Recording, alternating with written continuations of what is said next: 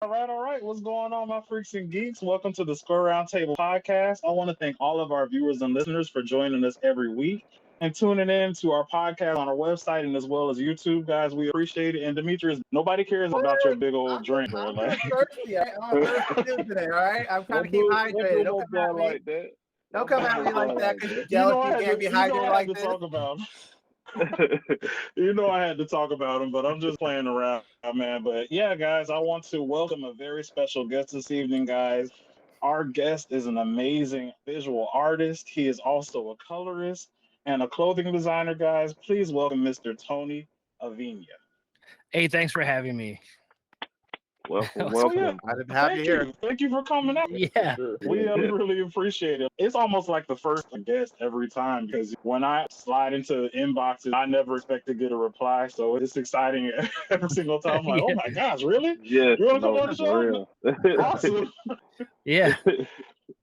But no, we really appreciate it. I know anybody else, you have a crazy schedule. So just taking some time to talk to some nerds, we definitely appreciate it. So, Yeah. Always. I'm always down. dopeness. So one of the first things I just want to ask, I always do it for every guest. Everything is just going crazy out here. I just want to make sure you're doing okay. So I just wanted to ask you, how's your mental been doing? How have you been holding up the past couple of years, being inside to getting back outside again? How's everything been Oh, going for you, Tony? I've been to hell and back like over the last 5 years, but just always keep moving forward and just trying to stay positive. But between the pandemic and losing some people, it's been a lot at times, but Yeah. you got to just really try to make the best of things and really just, like I said, push forward and stay positive. I'm glad. I'm definitely glad you're staying positive. And yeah, it has been tough. But having situations like this where I get to reach out to people such as yourselves and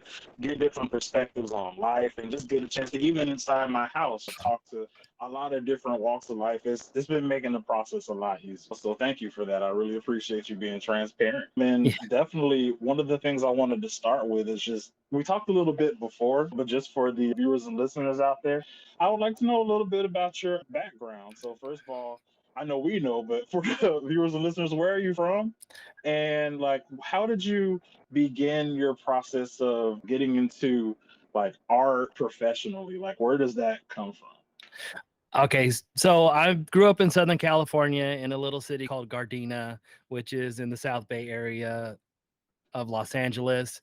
And my art, like my journey into professional art, is so weird because growing up, I had like major motor control skill problems, both gross and fine motor control. I could still to this day, I can barely write my name. I can't even read my own writing half the time. So I really got, let's see, like about 84, 85, I discovered hip hop. And that's like when you first started seeing like early rap. Boyne was just like barely getting out to the world. And like the big thing was the Roxanne records. Yes, And so sir. that's when it blew up. And there was like Yeah. Roxanne Shante, Roxanne's grandmama. It was like everything. And I'm not even kidding. There's like 100 Roxanne records. And so we got into that. And then some people had seen Style Wars. Some people had seen like Breaking and Entering came out, all these different little movies, and then Beat Street, Breaking. Yeah. And so then people started getting into graffiti. And I was really fascinated with graffiti because, wow, you can really make these giant letters. And there's a couple of graffiti writers in my neighborhood. And so I really was captivated by that. And I started trying to learn how to draw that. Couldn't draw worth a damn. I started getting into skateboarding a little bit later. And that kind of changed things for me because up until that point, I had dealt with being in organized sports and all that stuff and having like motor control issues and stuff and never being good at anything. It's very demotivating almost. You don't really want to try because you know you're not going to be good. And skateboarding gave me a chance to not be good and for it not to matter. I could try the simplest thing a million times, and my friend, who's a professional, who like doesn't even, it's nothing to him. If I take 100 times to do something that's simple to that dude, he's gonna celebrate and be like you did it. That was for me a thing that made me like feel like, oh, I can do the things that I haven't been able to do. So I started drawing and really getting into graffiti. And like I said, hip hop, skateboarding and hip hop was like my whole life up until like my early 20s. Literally, like that's all I cared about was those two things. And so I started meeting all these different graffiti writers and b-boys, and it was the same thing as skateboarding. Like some guys were just like super dope, but if you did a little progress, like I could do 2 windmills, and they'd be like, "Oh, you did 2 windmills, finally, that's dope." And it was just like that with everything. And you would like share, like, how do you do this, how do you do that? And it was the same with art. We'd help each other and whatever. So by time high school came around, I was hanging out with this guy named Joseph Watson. You should look him up on like Instagram and stuff. He's a really dope visual artist. He lives in Las Vegas right now, and he was doing airbrushing, and I had just got myself an airbrush for my birthday or something like that. I think we're in like 11th grade. And so I was hanging out with him and just trying to do everything he was doing. I wasn't anywhere close, but that really got me into art. And so my whole thing with art has always been about like, let me learn every single thing I can about it, because I've never been, and this isn't like me feeling bad for myself. I've never been naturally gifted at a single thing in my life. I think Robert Crumb, R. Crumb might have said this, but like the thing about art isn't isn't your natural ability that determines whether you're successful. It's basically your ability to be persistent. And that's something that I have just naturally. So where I lack in natural ability, motor control skill, and all that, I'm very persistent. And I just keep going and going and going. If I fail, I don't care. And I guess that's like a thing that's also helped me not have that imposter syndrome talk about, because I know that every little bit of progress for me was a huge uphill battle. So I don't feel like, oh, I'm an imposter. I'm like, I know that every little bit of skill that I have, I earned. So anyways, we were in high school. I know this is a long story, but we were in high school, and Oh, you're good. there's this artist, and he has a commercial for Modelo right now. His name's Mr. Cartoon. Yeah. Okay, so Mr. Cartoon opened an airbrush shop like 2 blocks away from our high school.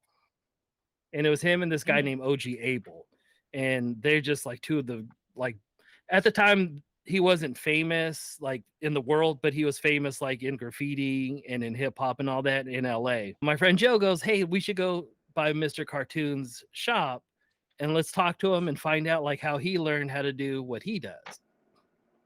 So we sat down we went in there, just 2 high school kids with our backpacks and goofy. And we're like, how do you do this? How do we become what you are? And this dude who's an OG who didn't know us from anything sat down with us for 2 hours and laid out the whole thing. I was like, you guys need to do this. There's a school called LA Trade Technical College. They have a sign painting program. That's where I learned how to do hand lettering. And there's this and this and this. So we're like, okay, we have the roadmap now. So I went to LA Trade Tech. Hand lettering is so hard, especially if you don't have good motor control skills. I washed out of that program. But next door to that, there was commercial art. And so I was like, okay, this is cool. So I started taking commercial art. I ended up getting booted because I was late too many times. Just kicked me out. So I was like, okay. But from that point, as the spark was lit, and I dedicated like the rest of my life to learning. And my sister's a graphic designer too. My sister's older than me. She went to Trade Tech after me because I was like, you have to go to Trade Tech. You have to go and learn, like, just go to this commercial art program. And so she's a really good designer. And I would design stuff run it by her. So we had each other to give a good critique. You know what I mean? I don't want to show you something. If you're a visual artist or a designer or whatever, and I'm showing you my stuff, I don't want you to say, "Oh, this is cool." I want you to say this is cool, but really I want you to tell me like, this is cool, but I think you need to fix this. I think this could, and I'm going to be mad and I'll be like, damn, I know that looks way better. But then I'm going to be mad that you were right. You know what I mean? But but that's what I want to. Yeah. I want to just keep going and learning and improving. So I tried for years to get into comics, send samples, get rejections, samples, rejections. And eventually I think it was 2000. It took a while before from the time they hired me to the time I started. Actually, from the time I even interviewed to the time I found out I got the job. Then it's a long process. I had sent some samples to Wildstorm and they were looking for colorists. And they were like, come down and do a test. And I did a test. I'm like, no problem. I got this. Like now looking back, I'm like, I didn't know anything at all. I have no idea why they hired me. And the person who gave me the okay was Alex Sinclair. He was like in charge of, he wasn't in the coloring department anymore, but he looked after the coloring department. So it was him and Will Portacio. And I didn't see Will's like a whole lot. He was in and out. But when I got the job at Wildstorm, that's where it first started. And then from there, I found out pretty quickly, like, I need to really start learning. It was a crazy couple of years of just trying to figure out my footing and being like, I don't want to be like the worst colorist in comics. That's basically how I got from just doing art and kind of try to make it to actually getting in with a company like Wildstorm. And from there, it's like I said, when you are in that environment with like really good artists, you have to take the time to listen to them and ask questions, and you just learn so many things if you're willing to take the time to learn them. And there's stuff I learned from Will, stuff I learned from Jim Lee, stuff I learned from Alex Sinclair that when I'm coloring day, I can still hear them like in my head telling me do this, do this, do this, do this. So that's where I started, and then off into doing my own thing too, on top of comics. But getting that like first chance in comics really was the thing that started everything else.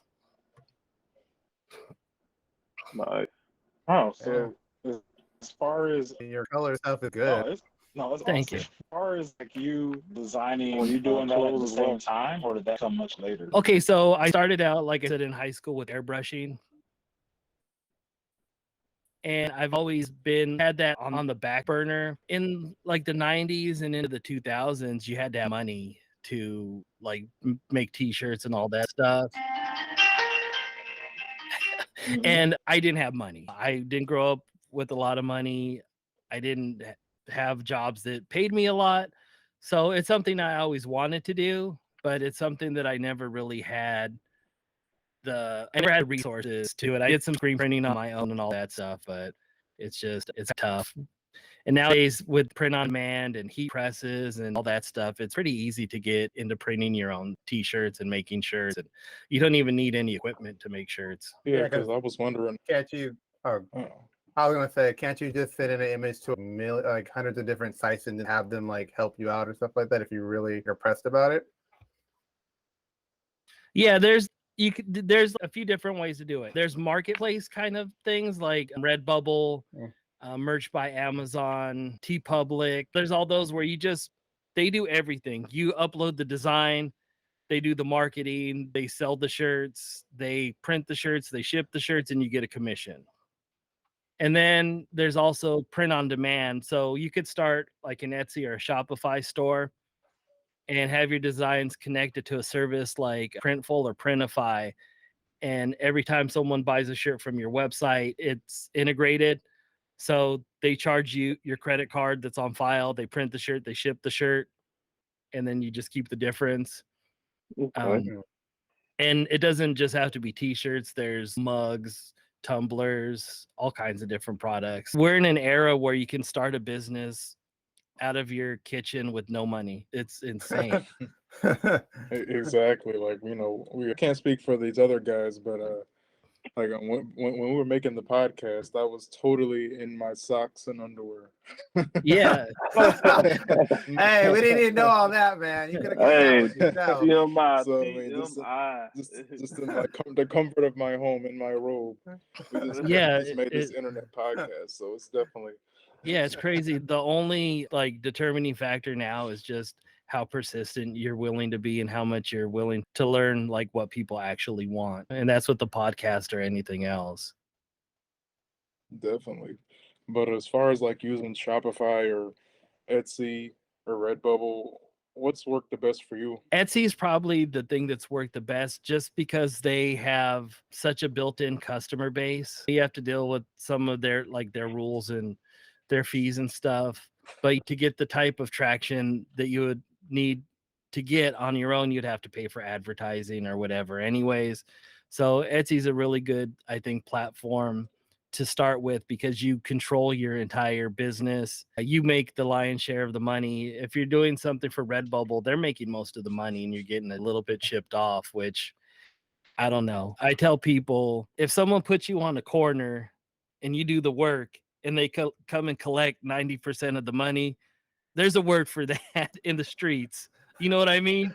Yeah. Yeah, you have to decide if that's what's right for you or if you want to control your own stuff. And being around hip hop and rappers and all that stuff, and you see what like labels and stuff have done to people, it makes you really cognizant of what kind of control you're giving to somebody else.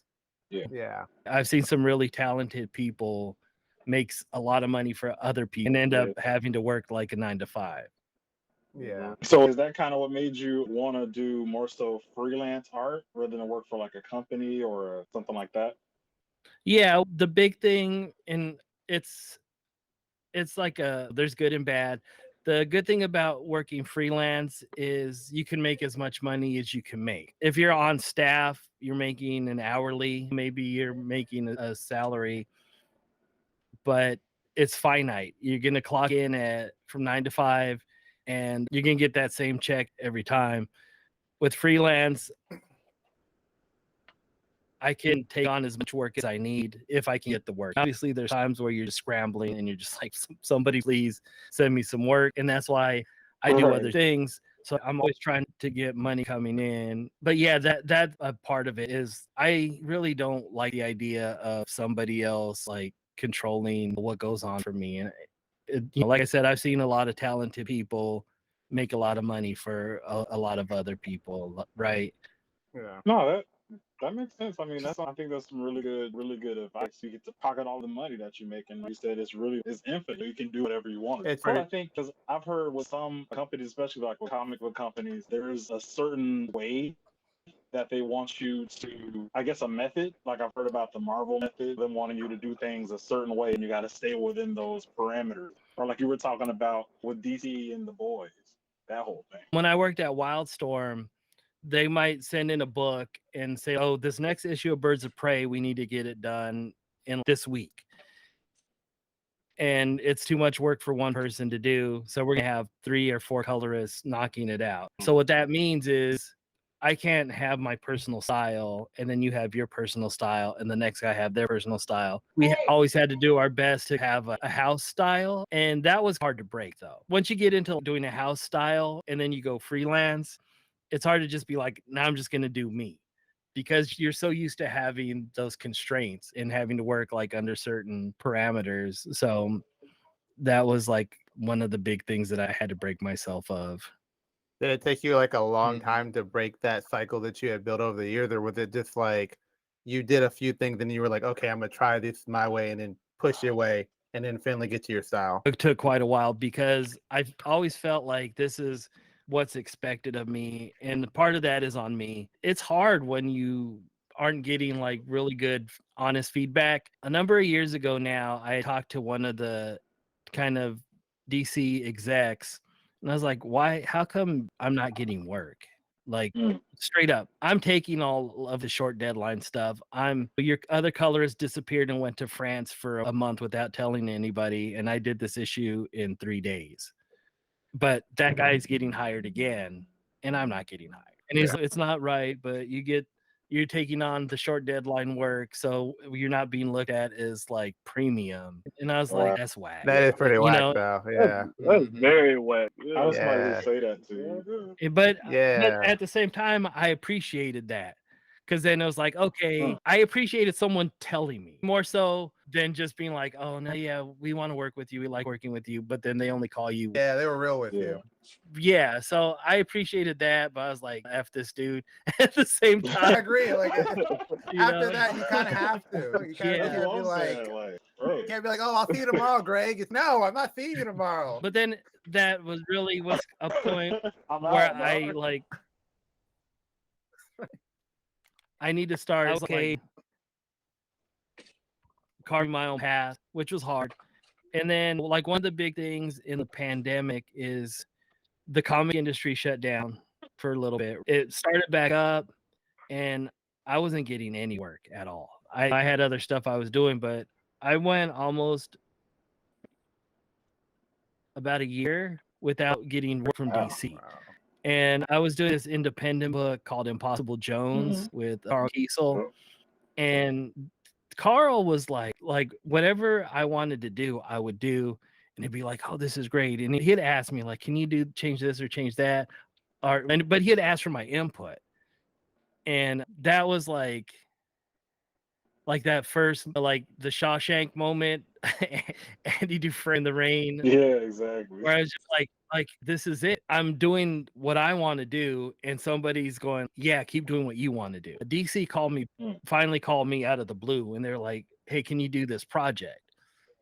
And it was like, I don't know what it was. It was like one of those specials, an anthology type of thing.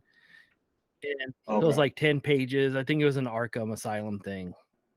And so I was like, I'm just going to do me 100%. And in that like hip hop mentality of I'm going to do me.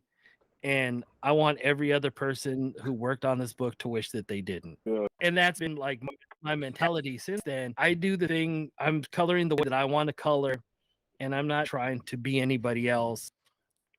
And I've been working a lot on learning more modern techniques. When I started comics 20 years ago, 21 years ago, we would look at the older dudes because it was a digital coloring was like really established at that point. And you look at like the people doing color guides and doing stuff the old way, and you'd be like, man, those people they basically got replaced by a computer, as Dusty Rhodes would say. Yeah. And I was like, I don't want to ever be that. And then I realized like during the pandemic, like that's me. I'm coloring on a computer, but there's so many things that have changed, and I'm still doing it the way we did it like way back then. So I really started digging into like where the modern colorists do it, and taking that, but then taking my own sensibilities and really running in that direction. So if you see the stuff that I've been doing now, like if you saw the newer series of TheBoys, the coloring's a lot different than the original series. Wow, that's so. As far as like, I would say your coloring style, because you talked a lot about graffiti, you talked a lot about just getting into the industry. So, how did you go from graffiti? What made you go into being a colorist instead of being like a penciler? Or so, what made you go into that field in comics? To be a penciler, you have to really draw a lot of different things really well. It's a lot harder than most people think. The worst professional penciler, I mean, is doing drawings that would take me forever to do, and they're putting out a monthly output. So there's that. I didn't have the motor control skills to be an inker. I knew I wanted to be involved in comic books in some ways, and I always liked painting and coloring and all that stuff. So that's what I focused on, because it's something that I enjoyed doing, that I wanted to do, that I felt like I could be good at this. Okay. So from that time, so you were saying like even before you got hired, it was a while before you actually started doing consistent work. And I know we talked a little bit before the podcast came on, like how you got to where you were at and started doing the Boys series. I just wanted to know if you could explain how much time was it for you got to that series and like how that came to be. Okay, so I started my first day of working at Wildstorm was the day before 9/11 happened. I'll never forget that. And I think I worked at Wildstorm for about 2 years. And so I think in 2003. I don't remember what year TheBoys started. It wasn't that long though after I went freelance, at least where we started on it. So in that time I was doing a lot of stuff, like a lot of stuff for Wildstorm, that part of DC, from the people I knew. They were sending me work, odds and ends stuff, and it was like all like in the Wildstorm style. And I knew I wanted to do something different. I think my big kind of breakout was this book by Ed Brubaker called Sleeper. I don't know if you've ever seen that book. But that I was working on that while I was at Wildstorm, and that was the thing I took with me freelance. And it was very different. It was like a flat style. There wasn't a lot of rendering, and it was a lot of weird colors. But it was okay. I can do something different than what I've been doing. And then I got to do this book with Scott McDaniels called Richard Dragon. And they had seen some of the stuff I did on Stormwatch, and they wanted me to color. That was like the first time anyone really asked for me to color them. And so I was doing that, and I was trying different stuff on that. And I had met Derek at the LA Con, and like I said, I don't remember what year that was, like 2003, 2004, something like that. And he had sample pages of TheBoys, and I begged him to let me color it. And he said, we're doing some color tests. We have Wildstorm's color department is doing some color tests. And then in my mind, it was like that hip hop thing again. Nah, they're not going to. I'm going to do something and make they never did sample pages. I talked to Derek and found out like what he was looking for in the comic. The sample page I did, it was the page with Huey and the girlfriend, I can't remember her name, and they're like at a carnival, and A-Train comes and rips her. He's it was that page, I think. Robin. Yeah, it was like page 2 or 3, but he gave me the book, and he said, this is what the comic's about. This is what's happening in this scene, and I think that in my mind, it's gonna look like A, B, and C. And none of the other people doing a test knew what he wanted. They were just doing a test page. And he said, don't make it look like a comic book. So everyone else who did a test page made it look like a comic book. I made it look like his description. And he's like, all right, this is it. We're going in this direction. And I got the gig, and it was cool because I got to try a lot of different stuff on that book. I had to keep within the parameters that they set for me. That, like I said, I'd make something real bright and whatever, and then Garth would be like, make it gray. And so add more blood. The back and forth messages we had about bodily fluids and what was too much, what was not enough, and it's ridiculous. It's probably more entertaining than the book itself, but it really.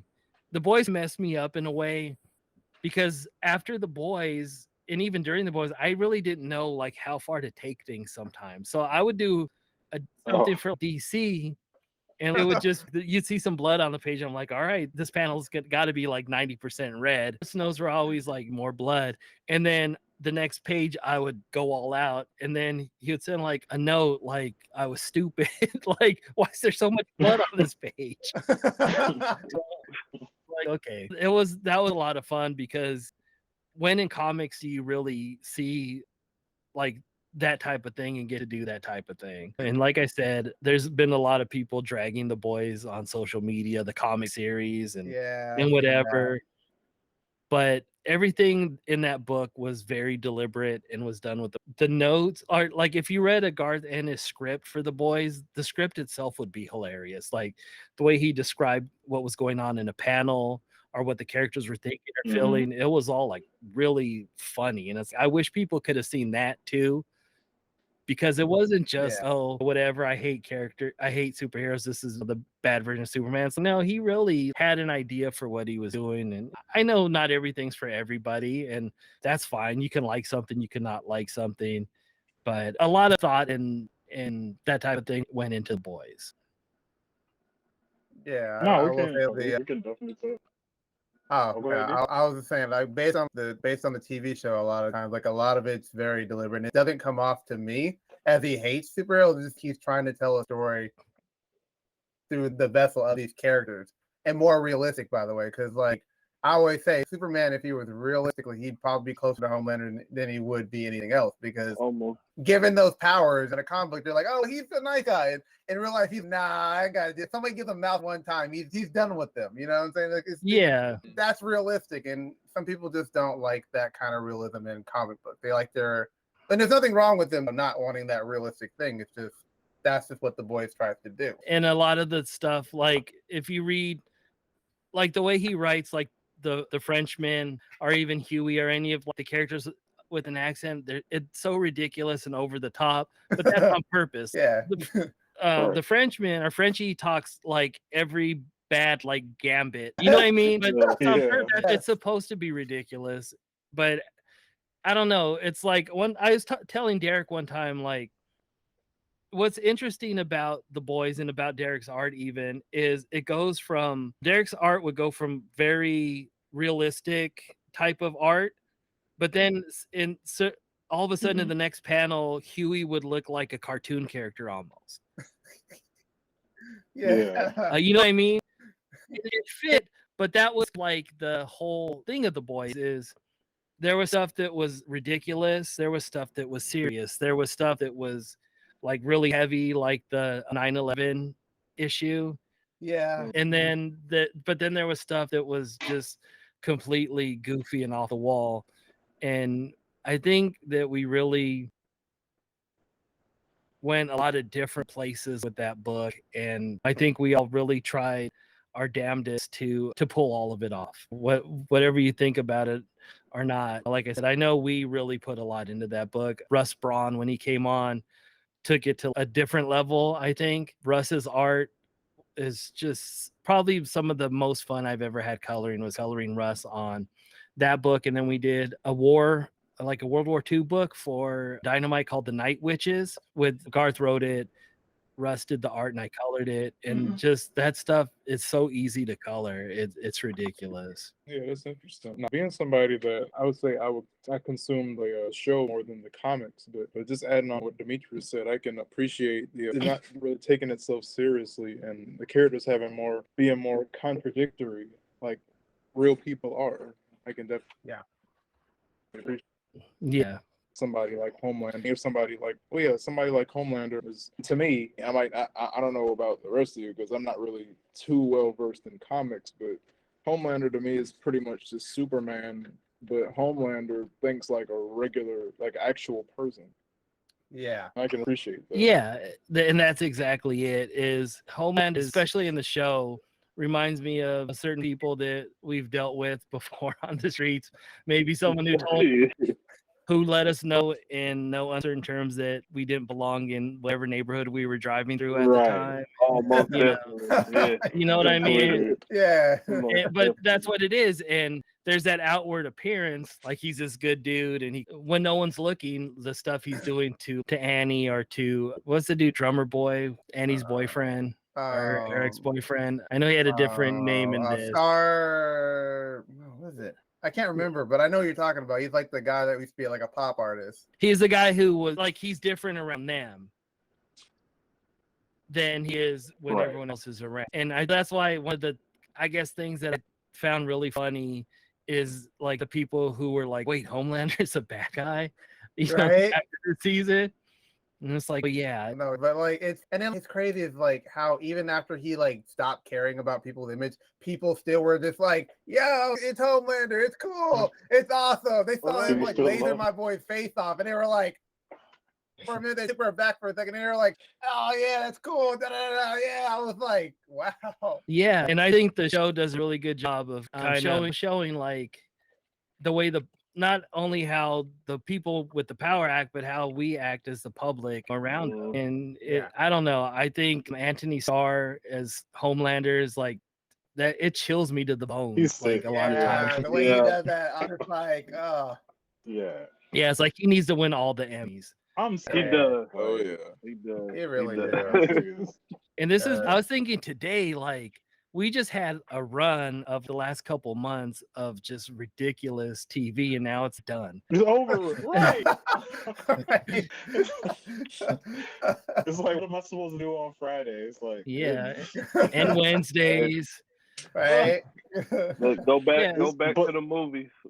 Right. So Tony, and that's a good point right there, because I don't know, how do you feel about just the way comic book media is going so far? Because like you have something like TheBoys, and like I was discussing with the guys, it just feels so fresh, because I feel like I'm of course, like anybody else, I'm a DC and Marvel nerd, but it just seems like everything is so formulaic now. Like I know how the movie is going to end. Yeah, Right. And it's just so. Well, How do you that- feel about that? I've been telling people for the last few years that the Marvel movies are pop music. They, Yes. Wait, that's the perfect way to sum that up. Yes. Exactly. And That's the perfect- I exactly. myself, Hip-hop. I'm an underground head. I don't want the pop music. I want something that I'm gonna listen to and completely not expect. Like something that I slept on that I've really been getting into lately is Czarface. You guys familiar with Czarface? It's a rap group. It's Inspector Deck from Wu-Tang and okay. and these cats from Boston called 7L and Esoteric. And it is like the geekiest. They're dropping like Bill Sienkiewicz references, and I think they have a song called Steranko after the artist. It's and they did some stuff with MF Doom, and it's like their whole thing is like they're comic book nerds, right? Yeah. So, anyways, back to the movies. That's the type of stuff that makes my brain go like this is amazing. And so Marvel is and I like the Marvel movies, don't get me wrong, but it's pop music. They have an algorithm, and these are the things that need to be in your movie. These are the story beats. This is where the comedy comes in, and it's fine. But honestly, I've seen like every Marvel movie in the theaters. I've rewatched very few of them. I can only watch I've only Marvel watched movie it one one time. time. Marvel movie was like one time, and I don't need to ever see it again. Yeah, the only one that I really think has been like stands on its own and I could watch is The Winter Soldier. Hey, Totally. man, what I tell y'all? Totally. I've been telling people that is the best one out of all of them, man. Yeah, I agree. Yeah, because it's like a real movie, and that's why Yeah. that's why the Christopher Nolan movies were so good, is because they were movies. Did you guys like the new Batman, the Batman? Oh, I yeah. enjoyed it. Yeah, Yeah, It was long, but It was long, but I hush, man. liked Hush, man. that it was trying to be just an actual movie. It was like Exactly. taking Nolan but making it like more modern. Like it was taking what he had in that movie and just like elevating it. That's what I thought. And then Gotham was actually an actual. It felt like it was like It was a character. yeah, it was a character It exactly. was a character finally in the movie. You know? Exactly. Yeah, it was. I thought it was a beautiful look, visually beautiful. Anyways, it was different, and I like when they take some risks. Yeah, definitely. And I feel like we're in a place right now between people wanting that formula and then people getting tired of the formula, but also people rebelling against them not following the formula. So it's like we have a recipe for disaster. And I'm trying to enjoy everything. I've been around long enough to remember when we didn't get anything. And when you did get something, it was probably going to be bad anyways. Yeah. So I'm trying to just enjoy every bit. I don't really care like that they haven't revealed like a bigger overarching story for the new Marvel stuff. I'm just trying to enjoy each movie as it comes out. And like I said, for me, they have very little replay value, and that's not a knock on anybody that likes them. I feel like I've seen it. I forget about it. Agreed. I agree. It's you want to see it so you know where everything is going, but you don't ever need to revisit it because it's like it was just a placeholder to get you the next point. It's not like something where you're like, oh, they really were really trying to make something that you could rewatch. They were just making something like, hey, we need to get these characters here. Okay, this movie does that. And that's perfectly fine. I understand it. I get it. It's a formula. Right. But that kind of kills sometimes the replayability of property. Yeah, exactly. Right. And I'm really enjoying the more long form stuff like the TV shows. Oh yeah. And we're getting some cool, unusual, like the Watchmen series. I love that. Man, that was good. That was a great series. I did not know what to expect at all. I was like, how are they going to redo the Watchmen? And they did. And there was so many layers to it. And then it ended, and I was like, I need more. Yeah. They always be ending like they always end the really good stuff really early, and they like leave the stuff you're just like, okay, like up there. Yeah, I even enjoyed the Miss Marvel show that everyone was like, I'm like, just watch it. I don't care, enjoy it. Try this. This isn't gonna last forever. Yeah. They're gonna at some point people are gonna find something new to latch onto, and we're not gonna get these shows. We're not gonna get these movies. and I'm trying to just enjoy every bit of it. That's Good, true. I'll take the good and I'll take the bad, like the facts of life. Exactly. And Yeah, that's just That's true. yeah. Or you about to say this? I was just saying, I was gonna add to the point. Like, you can, have your opinions and have your things you didn't like about it, but just enjoy it. At the end of the day, it's a property. It does some good things. Right? So there are certain things that they had to change. You're like, okay, whatever. But just be happy that you're getting something right now. and one of the I think like really dope things about Marvel, at least right now, is that they're trying to have more representation. I like And that. like Yeah. Yeah. growing up for me, Mexican American, there wasn't a whole lot of people like for me to really look up to. And so Yeah. I didn't see a lot Oh, of yeah. Latinos on TV or whatever. Yeah. And that I think that's one of the things that I latched onto with hip hop is there was like it was Black and Latino a lot. And then I really started learning like all this different stuff about like culture, about all different Latin cultures, about Black cultures. And it was like, man, there's just so much that's not out there. And so then like my heroes started being people like Paul Rodriguez, who was a comedian who became an independent filmmaker. yeah. Robert Townsend was one of my big heroes growing up because he made Man. Hollywood Shuffle, Yeah. right? Shout out. And it's he like took all of his money and made this movie that no one else would make and did it all himself. And I was like, wow, you can do that. You could just say I'm doing my own thing, stuff like that. It was like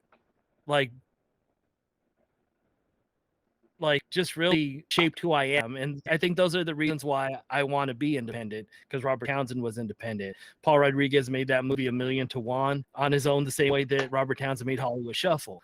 And like those are my heroes because no one else was supporting us. And that's one of the things that always really bummed me out in LA is like Black and Mexicans in certain areas. There's like a lot of friction between them, and I'm like, we're in this like we should be helping each other because we have so most much definitely. things in Yeah. common. But anyways, not to get too deep into that stuff, what's really dope about what's going on with Marvel and stuff is now there's people who look like there's Latino characters, there's Black superheroes, there's Pakistani. yeah, and I think that's really cool and it's interesting, and we just have to basically give them time to let us know who these characters are before you put them like into something really crazy, because we have to care about them first, right? Yep. Yeah. Exactly. But Tony, they won't do the one thing that, and y'all know where I'm finna go with this. They're not giving me Miles Morales. Where's Miles? Like I need Miles We don't know. Morales to show up in the MCU. They don't. I need it. They If I tease didn't it, get man. it, They give you the cookie crumbs, and they're like, "Oh, hey, have this character say it," but never deliver Right. it. I'm just like, come on, dude. But yeah, Yeah, like basically, like I don't think they're reading. I don't think Marvel's reading our emails. Right? I don't think they're reading. I don't, because I'm sending a lot of angry letters. Like, But, you know, yeah. especially after that, the animated one, Into Spider-Verse, it's man, you would think after that you see how that did, how people think about it. That's one of the best superhero movies ever. Yeah. Exactly. Yeah. So it's like, why not? The only thing that is going to be whether he's Latino enough or Black enough is going to probably cause some beef out there. I already see people talking about that, but I'm like, just give us a It's good, gonna happen. Twitter's gonna be on fire. give us a good representation of the character, and it'll all be good. And I think the way they could do that is if they just hire people who can relate to both cultures as like producers, writers, directors. If you do that, I think it'll make way better and way much smoother and easier, as you've seen with Ms. Marvel. So it's possible. Exactly. They just gotta Possible. they gotta be able to take that leap of faith and just let it happen. That's really all they gotta do. It really is. So we'll see what happens with that, but I really do hope they bring in Miles Morales and make it really Man, Yeah. Oh yeah. yeah. Totally. Pretty soon.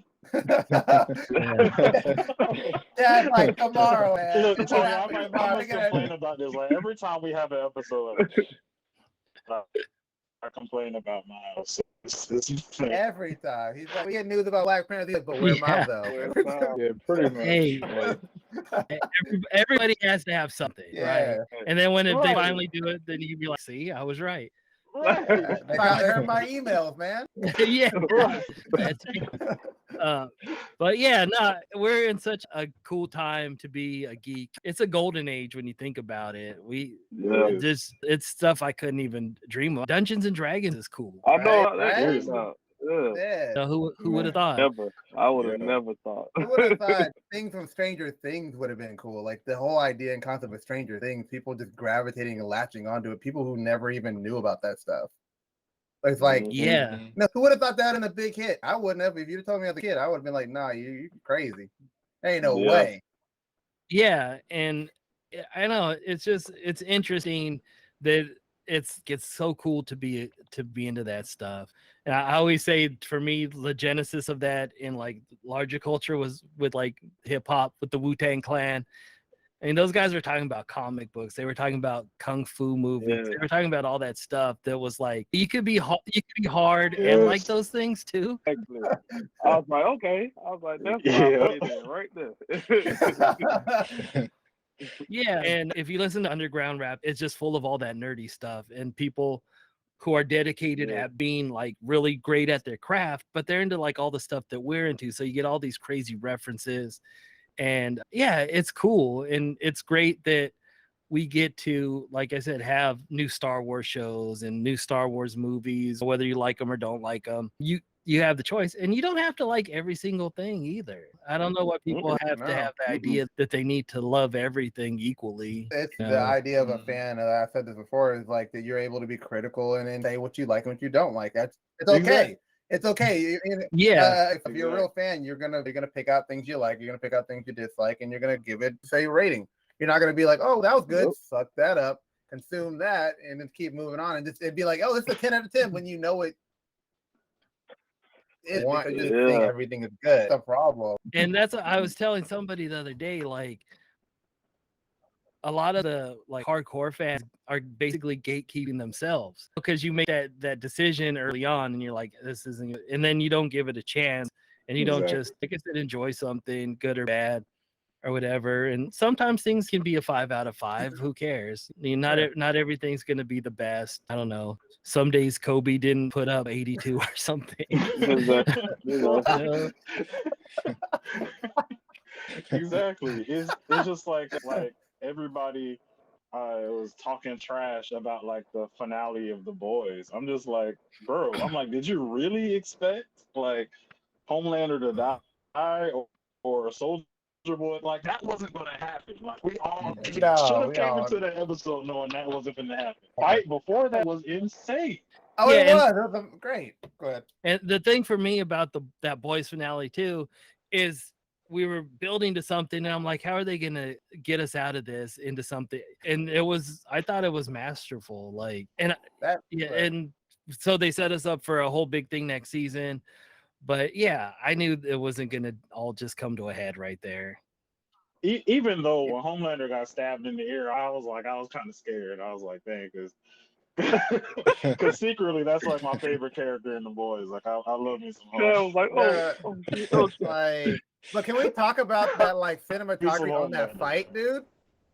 Like that fight was amazing. Like the way they just camera angles on that thing, I was like, I was like, how can they do it so good in fight scenes and everything? And then like some things, Marvel things, I'm like, there's not that same like that detail to the camera work and everything. And the fights sometimes. You know what why? I mean? You know why? Because they don't have a studio that's like got a big head telling them this is how we want to do it, and you better do it our way, okay? They let them do it the way it's supposed to be. They let them be filmmakers. No, seriously. A lot of these like shows like The Boys and stuff, like these comics that people don't know about that become shows, they so good and they shot in certain ways and they more comic book because they let the people be creators and be filmmakers and they not hovering over them all day and talking about that looks okay, but let's shoot it this way. And then they don't even use your shot and they use what they want because it just looks beautiful and pretty and not. And then they throw that CGI on top. They throw that CGI all over it. And I think that's why people were freaking out so much about Doctor Strange and the Multiverse of Madness because Sam Raimi. I wouldn't say it was a full-on Sam Raimi at his Sam Raimiest, but it was pretty close. Yeah. Like this. He got away with a lot.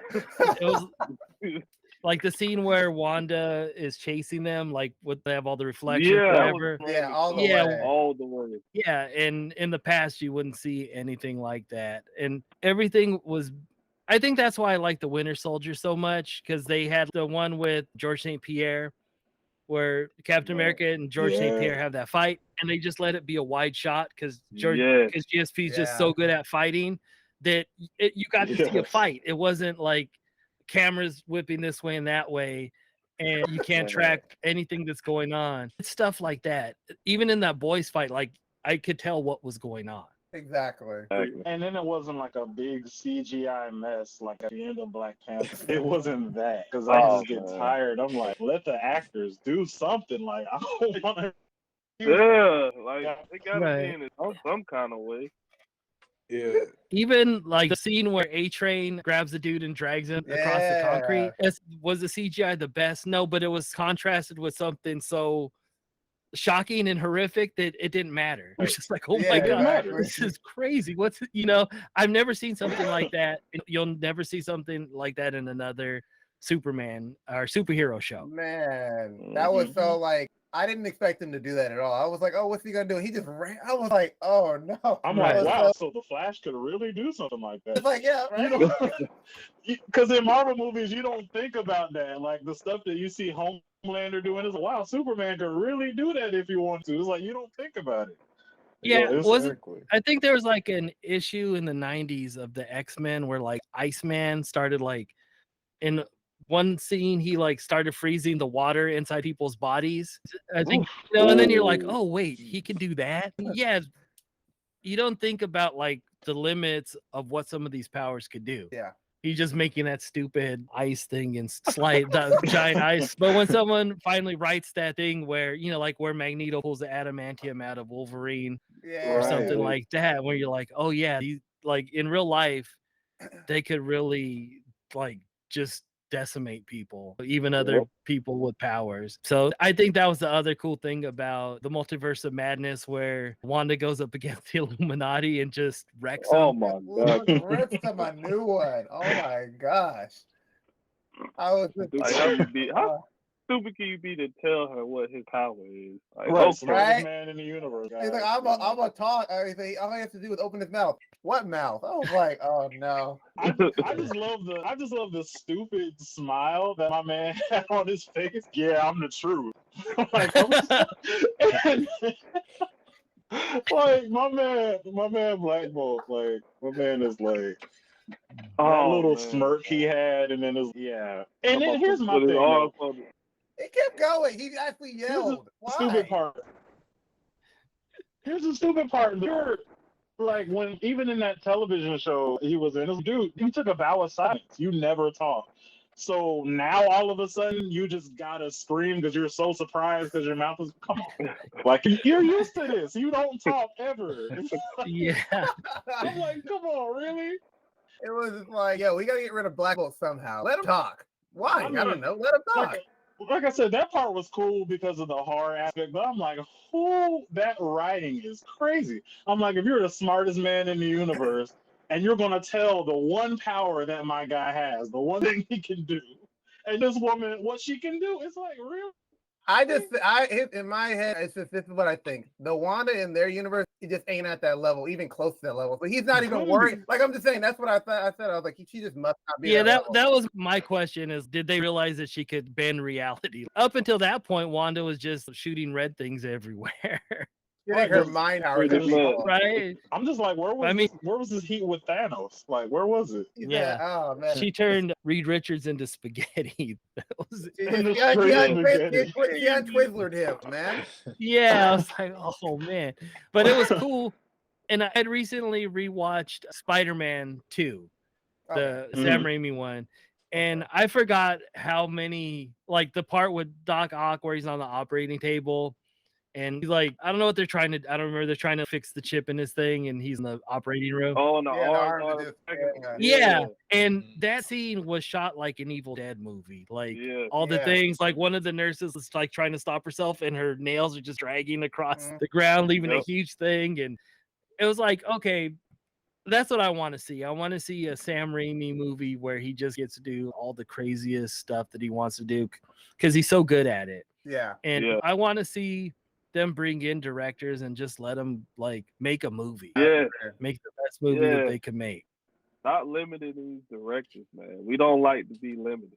We like to be let them do their thing, and then if you don't like it, tell them to reel it back a little bit. But let them like make the creative to make. Let us right. be creative, man. You look at like the movies that Ryan Coogler makes, like the Ryan Coogler movies. Like, how good would superhero movie be that had the impact of something like Fruitvale Station or something, or even something that's like less serious, Creed? Yeah. There's so much more heart in those movies because like a story that's, I don't know. You could shine it up with comic book hero stuff, but there's something kind of tragic, but something beautiful in it, and that the tragic part is what's missing from the Marvel movies. Is it's that's what I'm saying. No stakes. And even like the stuff with Wanda and Vision, it feels like phony to me. You don't care. Yeah. And I want a story where you feel like, okay, like the boys in the series. Like you figure, okay, Huey's probably not gonna die or whatever, but they could kill someone really close to him where you're like, oh, this is gonna be just heartbreaking when it happens. Yeah. And that's, to me, that's the ingredient that's missing in a Marvel movie. They never let you feel uncomfortable for too long. They break it up with a joke or whatever, and everyone knows that. But I think, like I said, that's the thing that's missing. The Watchmen series that on HBO got really heavy, and sometimes you would like just really have to think about what you just saw for a while after. No, for real.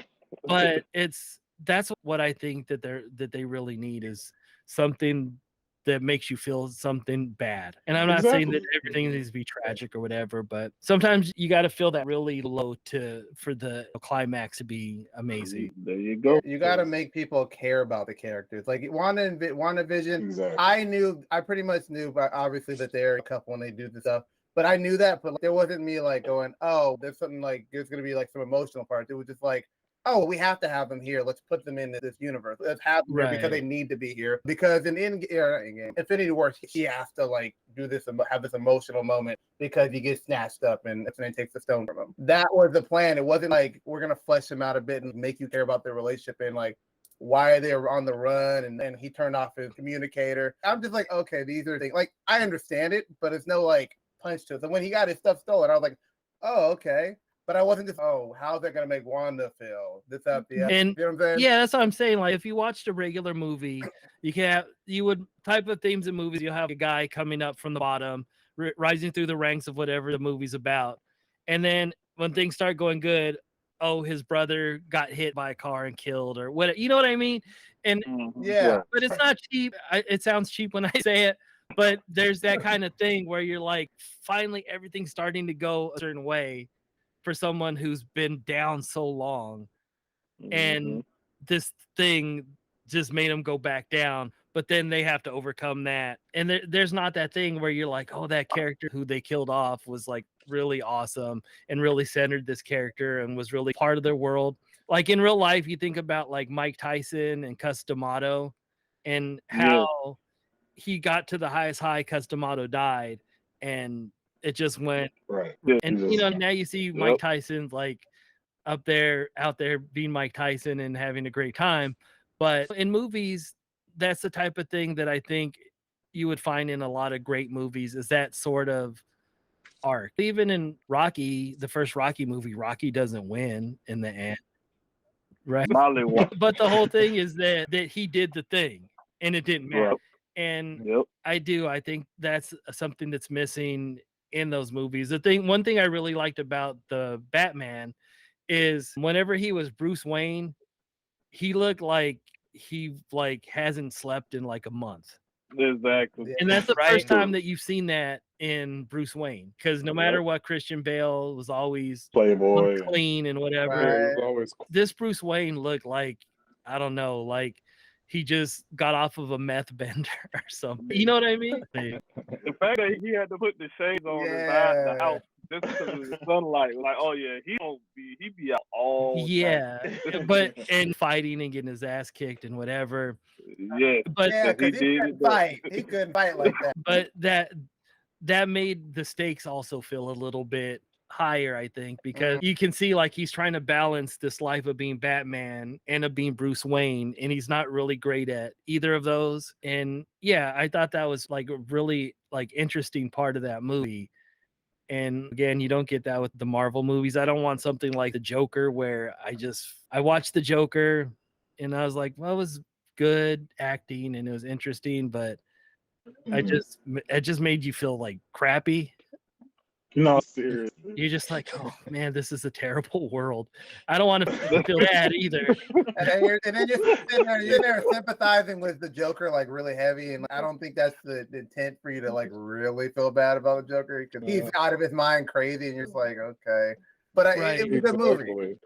Yeah, No, and I felt that way when. Oh yeah, no, it was, and just like that with Joker, I totally felt that way with Black Noir. It's like he's not bad, but he's not good either. Maybe he can get his, maybe he can get his payback, but then he just dies. Spoiler. Yeah, because he didn't tell the right information, man. He should have. I mean, he couldn't lie, by the way, because like Homelander was like, I know when you're lying. So, and I was like, dang, Black Noir, I called it. I was like, he's gonna kill him. Like, I was like, I didn't want to see it, but I was like, Black Noir ain't gonna be here too much longer. I was like, darn. Yeah. When you finally get some backstory, and that's the same thing you were talking about, like with all of the other movies of the person that kind of comes up and then has this big tragedy happen. Like we finally, the episode prior, got some meat from instead of this guy. You think he's just like this Batman-esque, like stoic character, and you find out that he has a personality. And he was, if you read between the lines, he was probably a comedian. He wanted to be in the movie that Eddie Murphy got, Beverly Hills Cop, and all that stuff. He had a whole personality, and then he just dies. It's like, oh gosh, like I wanted to. That's the one bad thing. I wanted to see him at least see Soldier Boy and them have a conversation. Something, I don't know. He couldn't talk. Yeah. Something. It's crazy because like he had all his little animals like being like his cheer coaches and stuff like that. Like, you got this, and I'm just like, I like this good. And then like on his last lap, they were like comforting him, and I was like, oh man, come on.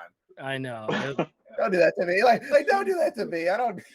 But you also got that, like, for a character who you didn't know too much about and you found out about, it felt like a punch in the gut. Yeah. And it didn't take a whole lot for them to get to that point, but they had to show you like all this stuff they gave you something to like latch onto with it. And exactly. it just wasn't like fake emotion. Like I said, with Wanda and Vision, I don't care about them in that way because they didn't give us anything. I could say, oh, person A loves person B. Who cares? But if you watch their story and their highs and their lows and their ups and their downs, then you're invested and you're part of it.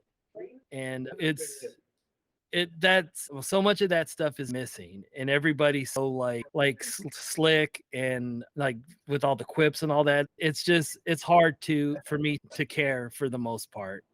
I don't think I've really been sad about any of the Marvel characters dying. No. The closest I will say is like when Peter Parker died. I was like, I knew he was coming back, but I was like, he gave the emotional. I don't want to leave. I was like, all right, there's some emotion there, Marvel. You got some emotion out of me. I was like, if I knew he. The only one for me was Yondu. Oh yeah, but see, both of those. Oh yeah, fair, yeah. Both of those instances were of somebody like showing real emotion. I don't want to die. That you think about that, damn, that's messed up. Because he knows he's dying. And then the part with Yondu, you're like, oh, he really, really cared.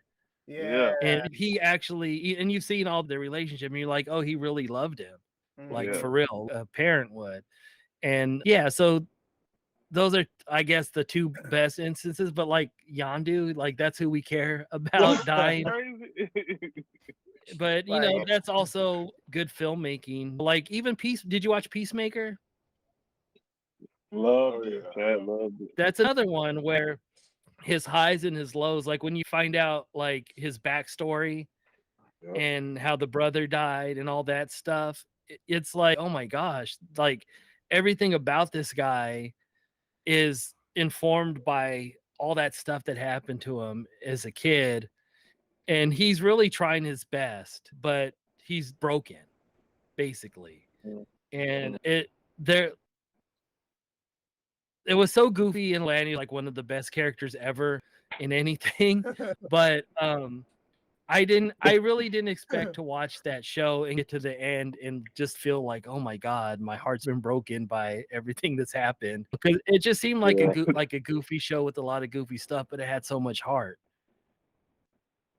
Yeah, I think what it is. Exactly. Okay, I'll say one thing quick. Yeah. I think it's like with all the clips and stuff like that. I feel like weirdly enough that like characters like Spider-Man, his clips don't hit as hard as they should because every character is clipping. Like Thor's clipping, Right. Hulk's clipping, Captain America's clipping. I'm like, dude, that used to be like Well, kind of Hulk should not be right. That used to be like Spider-Man's like main thing. He clips and stuff like that. Now like his stuff doesn't really hit as hard when he does clips. Yeah, because it's nonstop. So there's no. It was like that thing like in the 80s going into the 90s where every action hero like had to have all the stupid one-liners and stuff.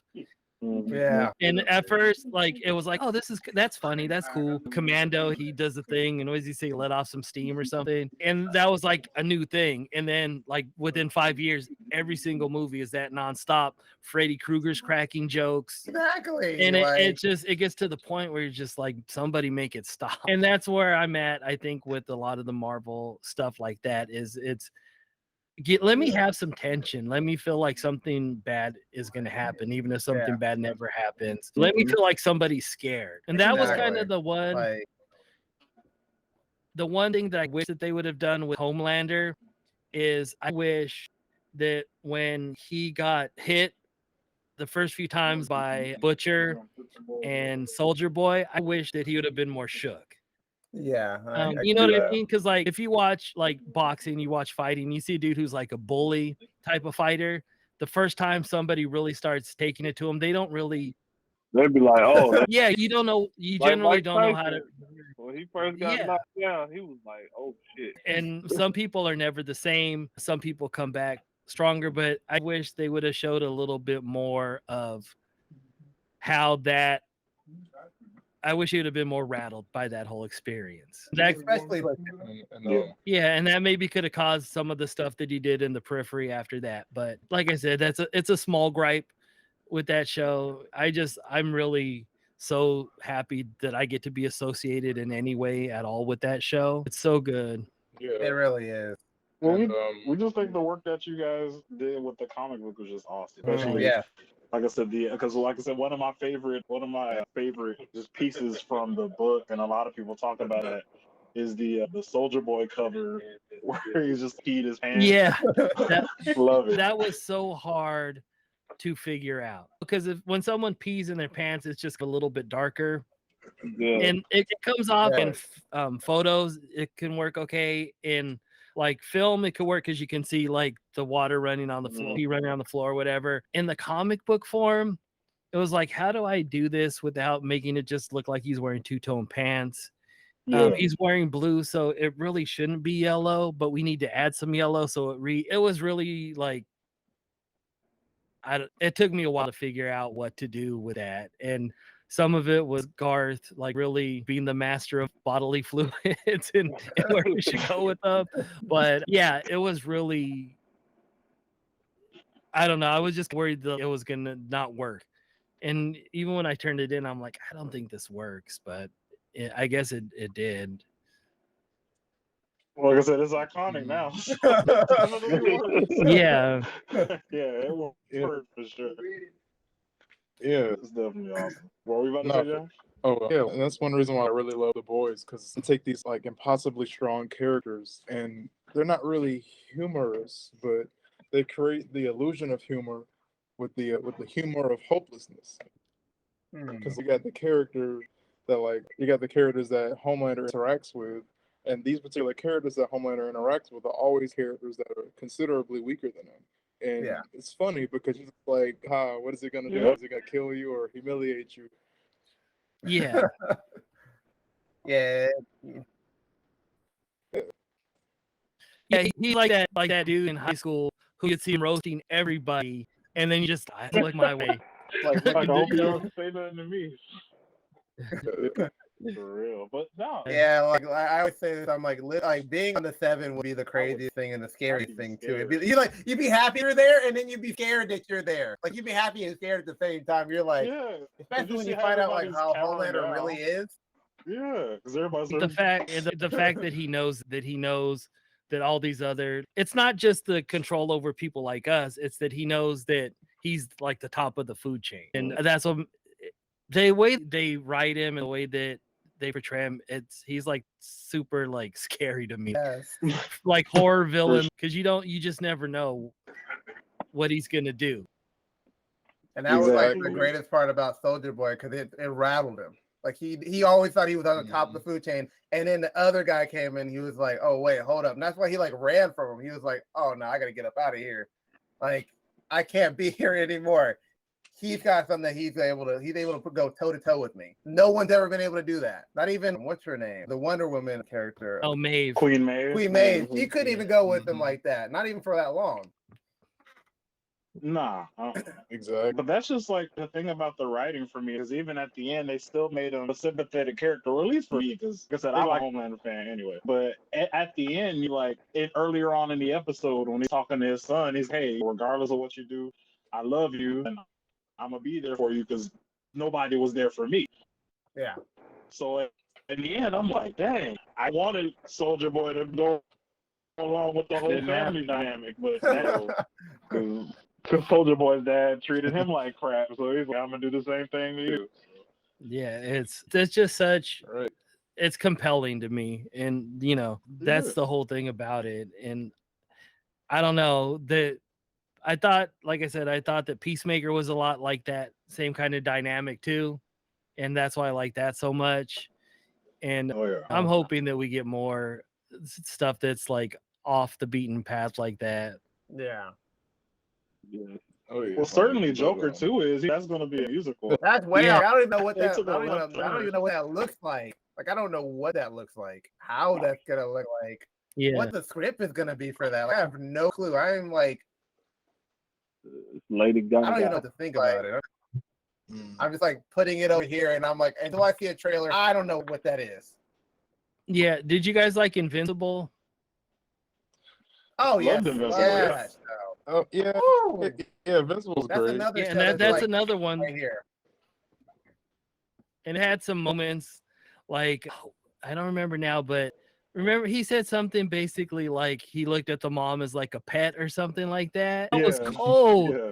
That was just too cold. yeah. But that's what I'm saying. It's then you're like, okay, somebody needs to stop this dude. You know what I mean? But they let him go that like low on people. But I like that because I guess it's mean, but not really, because you're like, yeah, that's why wouldn't he think that? Yeah, exactly. It fits within his character for him to think. Yeah. Yeah, like he's not a good person. You're not supposed to be on his side. That way, you knew that from like episode 1, though. You knew that from episode 1. I was about to say, and I think in a lot of ways he's colder than Homelander, because I was like talking to Josh the other day, and I was like, the thing I noticed about the boys, that even though Homelander is a piece of trash, he's still, even if he's gonna do something to somebody, he has a specific relationship with everybody from the 7. Like my man Nolan, he just went in the building and started wrecking people and didn't even speak. He didn't say a word. Like they were like, "Hey man, what's going on?" Nothing. Just ain't. Whoa. Yeah. And then So Brown, I don't really act like he was a part of the attack or whatever. this dude is crazy. I think to me, like the thing about Homelander is he reminds me of a lot of people who I knew, like who grew up like unloved. You know what I mean? And got into gangs and stuff like that. But really, they just needed somebody to love them. And you know what I mean? And I think that's what makes his character so, like you said, like you want to root for him in a way, because you're like, this dude just wants somebody to love him. Anybody. He doesn't care who. Yeah. Nobody does, because he's mean, because he's never been loved. And it's like just a never-ending loop. It's a weird Yeah, feedback loop. but that's the thing Mhm. about it is there's something about that where you're like, I just want somebody to love this dude so he can stop being like that. Yeah, like I think like Black Noir was that for him until he lied. I think that was what Basically. like when he found out, he was like, "Oh, you knew and you lied about it." I was like, "Oh man." Yeah, and that was like And Storm. the last thing that was keeping him like from completely going off. Yeah. Like at least I have somebody who, because he just loved Black Noir from the beginning. That was the best part. He's like, "Yep, everyone sucks, but you're good." Like Black Noir will never leave me, and he comes back and he doesn't even get mad at him. He's, "Oh, I knew you wouldn't leave me. I knew he didn't." Like every else he would have got mad or killed him, but he was like, "Oh, I'm glad we can do this together." Yeah. So Right. that's the thing that, like I said, that makes those shows good, that make any kind of like story good, is you have to have those like bits of like vulnerability. Yeah, that's the word. Yep. Yeah. Yep. Yeah. And that's the one thing I think especially with recently with the multiverse movie, I guess Marvel's trying to get with that, but like I said, with that formula, they're going to have to go a little farther off the beat. Yeah. Have to get those stakes that we always talk about and that vulnerability with their characters. Because one scene in particular, because I always talk about this, like I love Black Panther, but the Wakandans, like I don't know what their thought process was. Like I just like they were extremely petty. I love Black Panther, man, but that movie, Panther, goodness, like do you? So you know, I do, but it's just they went against their whole thing to bring T'Challa back. I'm just like, man. I'm just saying. I said it. I'm sorry. I said it. The Wakandans were dead wrong for that. They were wrong. So their whole thing was, if you beat like the king or whatever in a fight, you become the king. So my man, you know what I'm saying? He became the king, and then they were just like, "Nah, we don't like him, so we just gonna bring T'Challa back." that was established very early on because T'Challa had to do that whole It's like, thing. no. Yeah, that's like one of those situations where you like finally beat somebody at 1-on-1 and they're like 2 out of 3. Right? But now Yeah. Right. Come on. Then it's double or nothing. I But mean, you I killed me. get it. It's I like, came back from that round. Somebody had to say it. Look, I'll be that guy. Hey, It is that's what it fact. is. Yeah, it's true though. yeah, But no, like stuff like that. Yeah, But yeah, like it's yeah. I still haven't seen the new Thor movie. I haven't had a chance yet. Oh, I just saw it. It was good. I liked it, but It was alright. it was alright. But I went in thinking I went in with the idea, obviously, that they were introducing the new Thor, and I'm not saying anymore because you haven't seen it. Okay. But it did surprise me. Like it did have some surprises there for me. I wasn't expecting what they were going to do. Yeah. So I'll leave you at that. All right. I will keep my spoilers here. All right, yeah, I'm gonna see it this week. But like I said, that's the other thing is very seldom. Like I wanted to see the Spider-Man movie when it came out, Multiverse of Madness. But I like the Thor movies, but I'm not like I have to see this opening day. I can wait. I'm all kind of hoping I can find a good quality bootleg before I go see it. I'm telling you, right? Exactly. Yeah, for sure. Go to good man. I'm telling you, that's me right there. Yeah, so but definitely is. but no, like we talk a whole bunch of stuff about like comics and whatnot. But yeah, Tony, walk us through your business, Soquitos, and what even is sublimation, because I have no idea what it is. Okay, so dye sublimation, it's basically processes you have an inkjet printer with special ink called sublimation ink. When that ink gets a certain temperature, it turns into a vapor, and then the vapor will actually dye anything made out of polyester. So if I'm doing a t-shirt, it has to be a polyester t-shirt. If I'm doing a mug or a tumbler, it has to be coated with a special like poly material. But basically, it gets up to whatever your temperature is, 385. It starts releasing the vapor, and then that dye is your substrate. So I do socks, I do t-shirts, I do mugs, I make tumblers. There's a lot of different things you can do. It's always best to specialize. I have a few things that you do really well. And so those are the things that I do. I also sell some Photoshop layer styles and some digital assets. And I'm starting to sell like heat transfers that someone who just has a heat press who isn't a designer can buy from me and press on their own. So that's basically what that is. I make a lot of t-shirts. This is one that I made with a process called direct-to-film printing. I don't print these transfers myself. I have a guy who I buy them from, but it's basically they have a special printer that prints with the special ink and is backed with white so you can print on dark color shirts and stuff like that. It's really cool that you can do all of these things in your own home now. 5 years ago, a lot of this stuff was like unimaginable.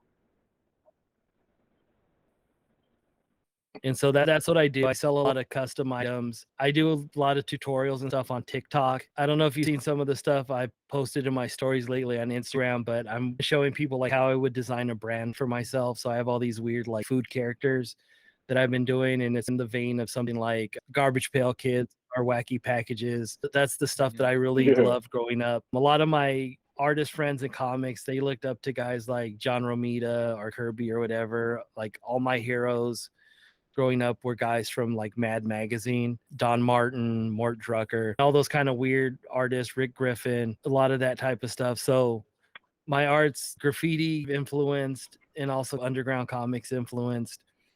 And yeah, I really like designing things and making t-shirts and stuff like that. Nice. We definitely got to get your website so we can put it in our description. Yeah, definitely. Yeah, for And sure. as far as like creating designs is concerned, have you ever had any clients send you an original design that they made and they ask you to print it off for them or something like that? Yeah, I've done that for people. I don't do a whole lot of that. I'm starting to get a little bit more into like printing, doing custom printing for other people. It's a fine line to walk because of like copyright stuff. A lot of people want to send you like, hey, can you print off this Dragon Ball Z thing for me? And that's puts me at risk of if you come to me and there's a certain amount of like undercover stuff going on. I had a friend who got arrested for printing like Laker shirts, like bootleg Wow. Laker shirts. And so what'll happen is somebody asked him like, hey, can you make me like 10 Laker shirts? And it was like a sting operation. So he made like Laker shirts, delivered them, and got arrested. When you're not dealing with your own art that you created with your own hands, there's always some sort of a risk. And for the most part, okay, don't print a Naruto or something. But sometimes it's hard to say no to money too. And you're like, I think it might be. In the end, it's not really worth the risk. So like I said, that's where I'm at right now. Like I want to do more like printing, like custom sublimation prints and stuff like that for people. But I don't want to deal with that, like having to tell people like, okay, I can't print this and refund money and all that good crap. Yeah, I wouldn't want to be. I wouldn't want to do. I wouldn't want to caught up No, I get selling it. That liquor can get shirts kinda- and get in a sting operation. So yeah, I can. Hold Oh, on, no. that would never I happen. understand. Would catch me dead in a Yankee shirt. Oh man. Yeah, send Marcus some Yankee shirts in the mail. Okay, John. Oh, see? Bootleg Yankee. Hey, look, Josh. Okay, I don't Josh. know you, man. I'm good. I ain't going I to was jail. okay, John. Oh my God. Yeah, Tony. I just wanted to ask you. Oh, first and foremost, I just wanted to say that once again, we thank you for coming out. Man. It's been a blast getting to converse with you and just chat it off. Anytime you guys want to talk, I'd be more than happy to just chop it up for a little bit and talk about whatever. I'm into that. I'm into the comic stuff, the movie stuff, whatever. I'm always down to talk a little crap. Hey, that's awesome. Oh man, we definitely appreciate it. Yeah. So how long have you guys Of been course, doing? you know, sure, you're for more than sure. welcome to come back. How long? Yeah. How long have you been doing the podcast? See? How long has it been? It's been close to almost 3 years. We're almost at Wow. 3 years. We're close. Wow. Very close because we started during the pandemic. That's cool. Oh, right on. Yeah, a lot of people started a lot of new stuff in the pandemic, which is, I think, really cool. It's interesting because there's always been, like, in like where I come from, especially like in the lower income areas, like a secret economy. You know what I mean? Like someone might be selling shirts, there might be someone else who sells plates or something food out of their house, or this person sells desserts or whatever. Like I said, like a secret economy. But in the pandemic, that it really like elevated people into doing it more seriously. And that's really cool because I think a lot of people are realizing like you got to do whatever you can for yourself. You're just sitting there with all this idle time and you're waiting for somebody to tell you it's okay to go back to work, or you're waiting for somebody to say this place is open, that place is open, whatever. And like I said, I think a lot of people like you guys just started like saying, hey, this is an opportunity to do something new. You didn't really have anything to lose by doing it. One thing that I really envy about like this setup is I don't have a group of friends who are down to do something. I've always just had to be independent, and it's really rare to have a group that you can like all decide, hey, we're going to start a podcast. Hey, we're going to do this thing. Hey, we're going to do that thing. And everybody's, yeah, let's do it, and puts the energy into it. I've been trying to tell people for years, yo, if we're not going to get in each other's lane, but if we all boost each other up, you can go so much further in things. So, man, I think it's really cool that you guys are doing this. So what do you guys talk about, like comic book stuff, and what else usually? Just everything nerd, really. Movies. Yeah, we try to cover. Yeah, we talk about like we have lately. We've been doing a big push on talking to different comic book artists such as yourself. We have anime voice actors. We have to science a lot, so we do have some science guests and all kind of stuff. But mostly we've been lately getting more into the comic book stuff and talking about a lot of superhero content. But really, it's basically anything we like. That's cool. Honestly. Yeah, that's cool. It's cool that you can just, like I said, get together and talk about that stuff. Because it's hard to find a good solid group of dudes who are down to just commit to something like that. No, it is. Do you guys put this out like 2 a month? Weekly? We usually do weekly. Like for the most part, we try to do weekly. Like one video a week, or maybe 2 if we're doing like reviews and stuff like that. But we try to be consistently doing it within 1 to 2 weeks. If at the latest 2 weeks. If we're all swamped or whatever, we try to push for the next time we can get out and do it. Yeah. But we try to be consistent as we possibly can. Oh yeah. Thank you. We really appreciate it. Yeah, thanks, man. Yeah, I'm sure it's hard. I'm sure it's hard to coordinate everyone's schedule all the time too. It definitely is. You know how that goes. Sure. But I'm serious. It's really special to have a group of friends who's down to do something together. Thank you. Yeah, and it was like you were saying, was a big part of it, because I know everybody knows each other from different places. Like me and Marcus, back when we worked at the same job, we would talk about having a podcast about movies. And when me and Dmitri went to college together, we would talk about having a podcast anime. And me and Joshua, we would talk about doing stuff. So it was really Dmitri. He was the guy that really just brought it to my attention. He was like, hey man, get off your butt. Let's do this. You want to do this? Let's get this podcast. Let's do it. Let's have it. Yeah. So that's what it takes. It always takes one guy who's, come on, let's go. But it does take everyone else to be like, all right, let's go. Do it. Yeah. Exactly. That's cool. Yeah, So have you guys been absolutely. like gaining viewers and stuff throughout the couple of years? Has that grown the way that you hoped? Yeah, we've been getting. It's grown. I didn't really have an expectation. I just wanted to keep doing this because I like doing it. And we got a lot of viewership during, I think, the pandemic. We got 200-300 like views, like people subscribed to our channel at like once. And then we used to get a lot of views during the pandemic. And it continues to grow every single time we put a video out and this, that, the other. And we like what we do, and we're going to keep doing it until we don't like what we're doing. Like, we're just going to keep going. That's cool. Basically. Yeah, no, That's cool. I think to me too, one of the things when you guys hit me up and I'm like, all right, let me see what these guys are about. Like I said, I thought it was dope. Like I said, first that you had a group of friends who was doing this. And I thought, man, it's crazy that we do live in a time where I don't even know who these people are, and they hit me up and I can just like talk to them about whatever.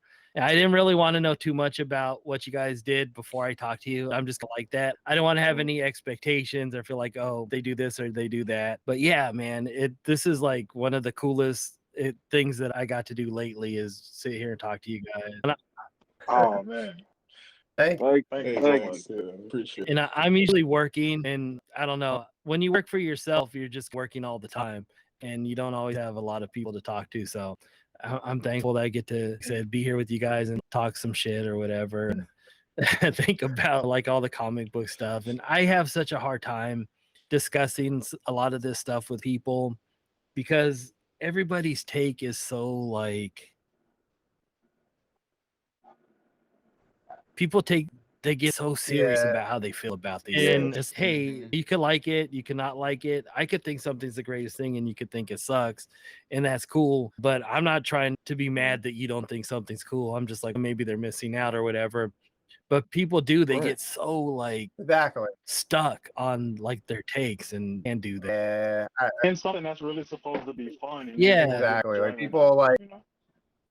Yup. people will give you the worst thing if you say a movie you didn't like a movie. They'll be like, "You should like the movie because it's." I'm like, dude, Yeah. I have an opinion. You can love the movie, and that's perfectly fine. I hope you like the movie. You know, like, I really do. You paid your money. I hope you like it, but I don't, and that's okay.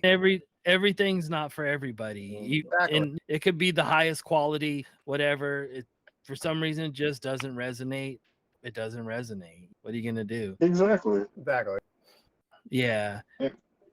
it's crazy. People. So I try not to talk about like comic stuff. I try not to talk about like which MCs I think are the best MCs or whatever, because everyone has a different opinion and everybody thinks that whatever they think is the truth. And I can see a lot of different ways to like, I guess basically quantify like what makes something good or whatever. Is it because something's appealing? Is it because something's high quality? Is it because something speaks specifically to you? And there's a lot of reasons to like or dislike something. Yeah. And like I said, I find it difficult to talk with people who want to have like not an opinion, but whatever they're saying is what everybody should feel. I can't do that. Yeah. Like I feel like No, I when feel people the should, same. yeah, and people should. I just feel like people should consume a project for what it is instead of sucking the fun out of everything. It's like whatever. Exactly. Like let people just have their fun or don't have their fun. Just like have your opinion. That's perfectly fine. But it's not your job as a fan to go, oh, you have to believe what I believe, and you can't have any other opinion because I can't process that. You can't process somebody. People like just like, come on. Exactly. So that's like that. Like I said, that's what I really like about talking to you guys right here. Is I just feel like we could talk about it. Hey, some people think certain things are cool, some people don't. You guys don't all agree on what you like or don't like. And that's cool. And that's the thing I miss about having friends. Now, because like I said, I'm working all the time, so I don't really get to hang out with people. But I really miss that aspect of, you love this thing, I think it's okay, this person hates it, and we could talk about it. You can make fun of me for not liking it. I could make fun of you for liking it. But at the end of the day, that you're friends and you don't have to all like the same exact thing either. It is. Exactly. And it doesn't have to be like a heated debate. We can just talk about it. Yeah, like it and let doesn't, like it's not going to end your cool, friendship. You know what I mean? Like I feel like nowadays, people have these conversations. It's like they have their friendship tied to their opinion. So I can't be friends with him. He hated it. I'm like, why not?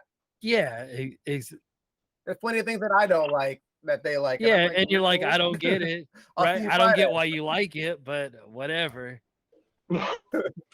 Exactly. And there will be things that you guys can get, might get in heated with, but and not in a serious way either. Like you could just go completely off, and then like that's just whatever. That's some friend stuff right there. It doesn't really matter in the end. Or you might be mad for a minute, or maybe you had a bad day and you just weren't in the mood for that day. But then later you'd be like, we're whatever. So yeah, man, that's really cool. Exactly. Tony, put us on, man. You were talking about like your favorite MCs. I know you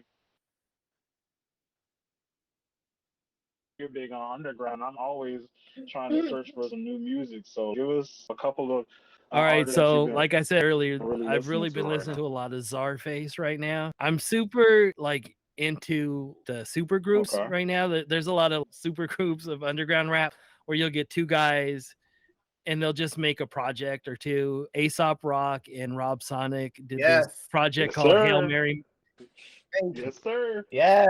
Yeah. Yes. Hail Mary Malin. Those two Right. albums are like two of my favorite albums in the last decade. Bus Driver, there's Bus Driver and No Can Do did this project. I can't find it anywhere, but I bought it on iTunes, so I still have it, called Flashbang Grenada. And some of that stuff is really amazing. Bus Driver is like one of my all-time favorite rappers. Okay, I'm going to look him up. Yeah, Bus Driver, it's interesting. Bus Driver is an underground rapper out of LA, very intellectual, into that kind of LA like choppy fast style of rapping. His father wrote Crush Groove, and I think he created the show Moesha. So he's like with an interesting background, really artistic, like super arty type of rap. If you like Aesop Rock, you'll probably like Bus Driver. Nice. 2Max is also one of my favorites. A dude I really knew, like I hung out with him a lot in the early 90s in LA.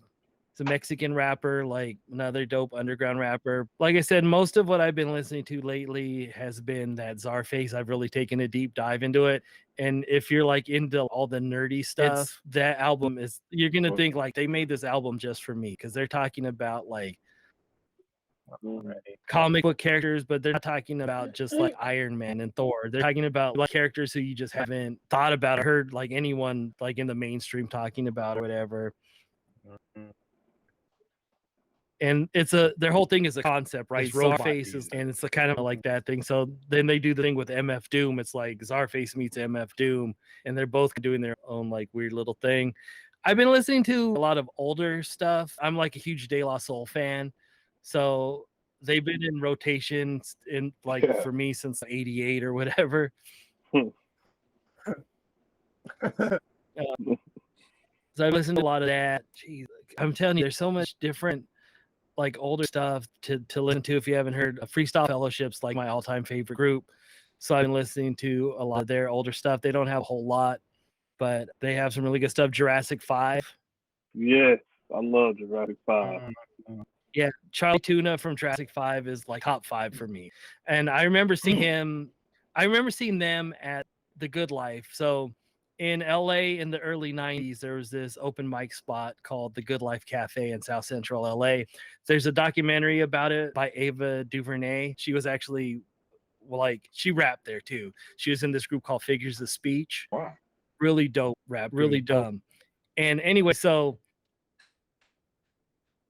at The Good Life, it was like this open mic spot inside of a health food store every Thursday. And this place was just like, they were ruthless. So if you went on there and you weren't like top notch, everyone in the thing would be like, Pete, please pass the mic, please. And the whole place was complete. So, but it was like a breeding ground. It was like everyone who went on that stage was like a killer because you had to be. Right. So and, the Freestyle Fellowship was like the kings of that scene. And then Charlie Tuna and Cut Chemist and one of Mark 7, and they're all from Jurassic 5. They're this group called Unity Committee. And then there's another group called the Rebels of Rhythm. And they got together and became the Jurassic 5. So I remember being there when they did their first song, and it was all Unified Revolution. And at the time before they came that, Tuna was like just one of the dopest. Like if you listen to any of the Jurassic 5 stuff, they're all really good. But Charlie Tuna is like 6 steps above everybody else. His wordplay, his style, that like crazy deep voice. I don't know. It's hard to explain, but just he's one of the best to ever do it, in my opinion. And so yeah, if you haven't listened, take a deep dive on Jurassic 5. Got to. There's this album by AC Alone from the Freestyle Fellowship called A Book of Human Language. That's one of the best, to me, one of the best rap albums ever made. It's like a concept record when nobody else was doing stuff like that in like 96, I think. and it's just the whole album is about like life and death, and it's called A Book of Human Language, and he talks about a lot of different subject matter like that, like the struggles of just living in this country and being like poor or whatever. So there's like a few albums like that that I don't think a lot of people know about. The Book of Human Language. Razcast has an album called Soul on Ice. I don't know if you've ever heard that, but that's like also one of the realest like records. It's hard to compare because it's not style wise, but like content wise, it's like a LA version of Illmatic, where it's this dude's talking about like some stuff. Like he has this song on there called The Evil That Men Do, and he gets into some real stuff that happened where he, like, I think he went to jail for manslaughter because he was drunk driving and crashed into somebody's car and killed him.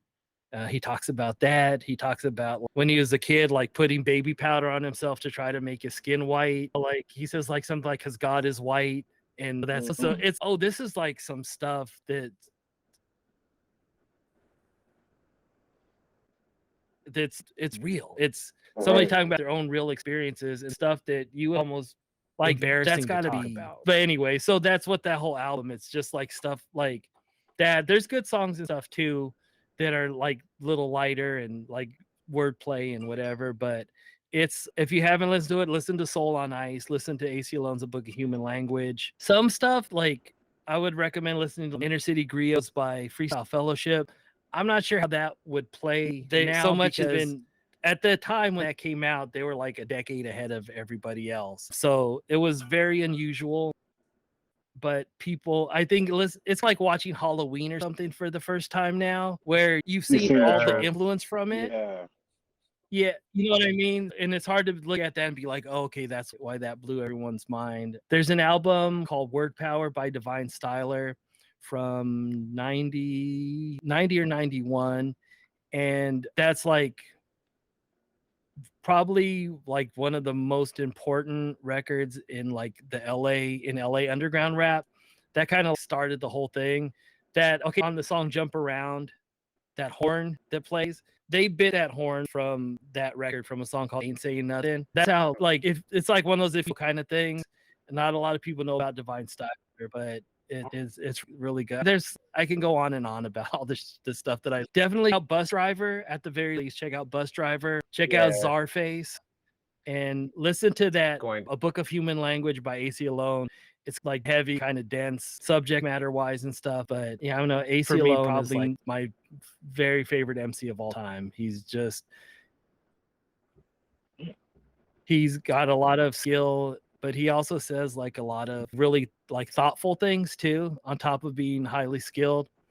And yeah, I would definitely listen to that. Like I said, I could probably name you about 800 other things that you could listen to that you might not have heard. But if you like Aesop Rock, you should like Bus Driver. Oh, I'm sure. But yeah, Dmitri, he's a hip hop head. Like, if he put me on the Aesop, I had no idea. Yeah, man. And I was just like, things of life. Yeah, so many good projects from Aesop. So many good ones.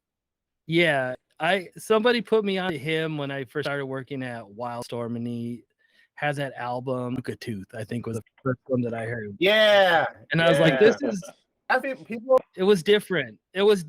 But yeah.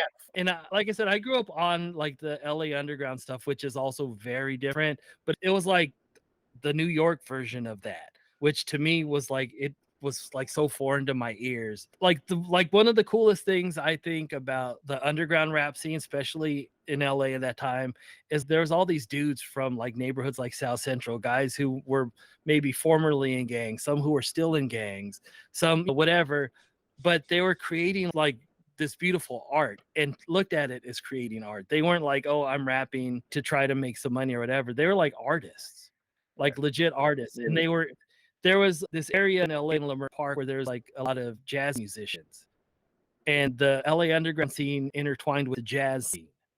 So you had this influence of the Underground Railroad was a jazz band in LA that was like really involved in the LA underground.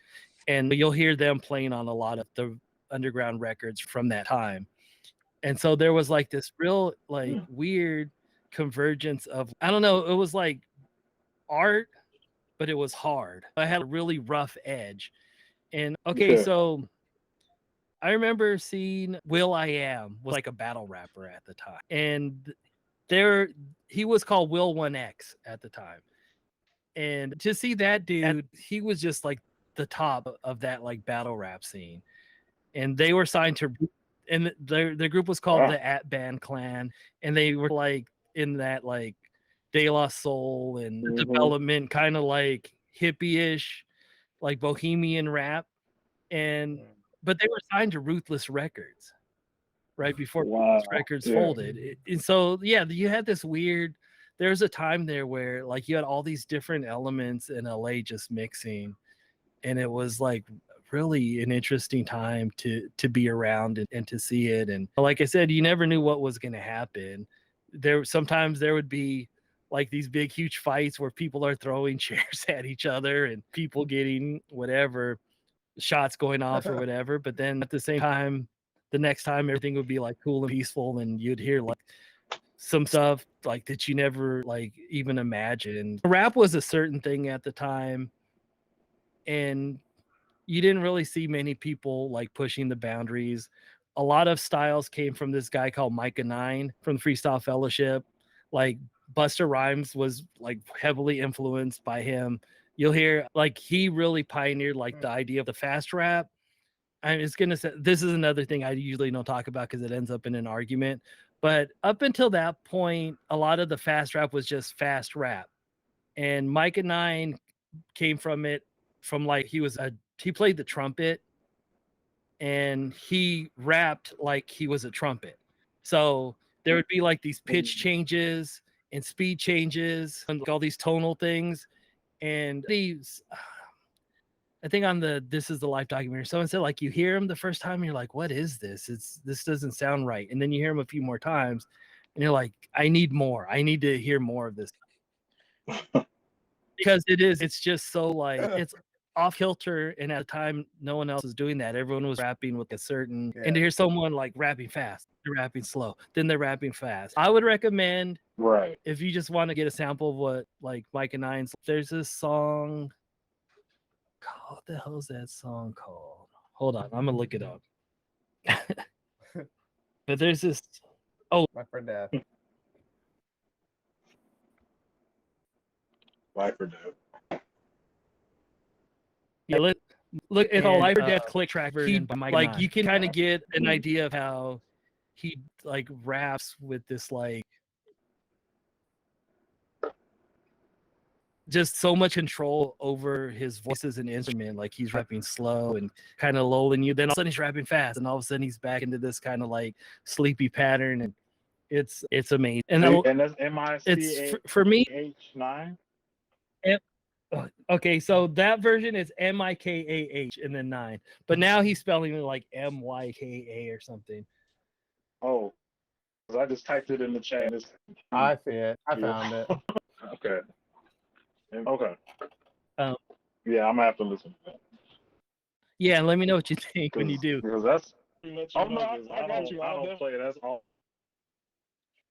I do is listen to music. I mean, he has so many vinyls, Yeah, ridiculous. Yes. Yeah. I wish I would have kept. I had so much good stuff on wax back in the day. I had a whole set of Ultimate Breaks and Beats. I had a bunch of like underground stuff. I had a lot.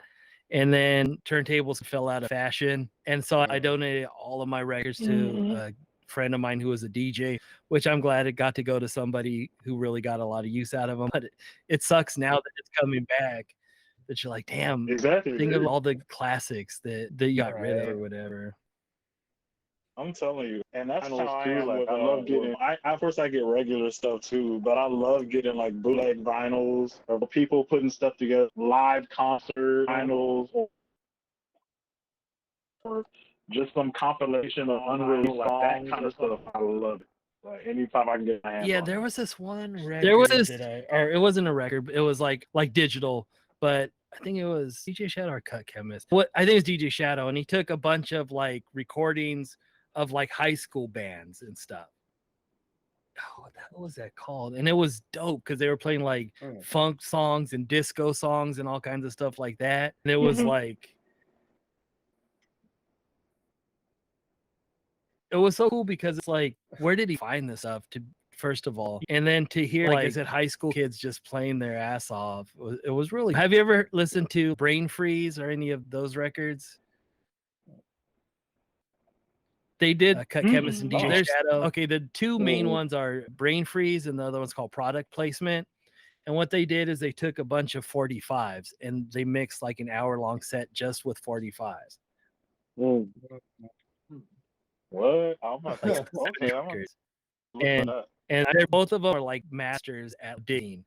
So there's just such stuff that's like obscure, but like funky and dope. I think they were the first ones that California Soul song. It was like on a bunch of commercials. Yeah. That was the only place I ever heard that until 5 years ago. And that came out in like 99 or something. But they're just on top of all that stuff. And they have such a good ear for like just that obscure stuff that is just amazing. So yeah, Brain Freeze, that's what I love. Product Placement. They're both really good.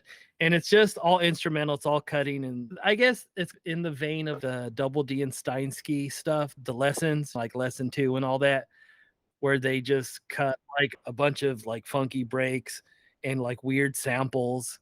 And Brain Freeze opens with like them cutting up a trailer for this Cannon movie called Thunder Kick. Get ready. Are you ready to have your guts kicked out? And then scratching. The Cannon group is just giving you a dare. Thunder Kick. And then it goes into this really fast. Yeah, those guys are such nerds. I'm gonna have to call that. That's the kind of stuff I'm into for sure.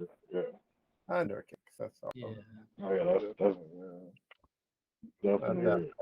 So it's Brain Freeze. Product Placement. Okay. Have you ever? Yeah, I'm gonna definitely have to get that. Oh, he's fine. No, for sure. But yeah, Tony, have you ever heard of Benny Revival? He's an underground rapper from Florida. Yeah, his stuff is really good. I've been trying.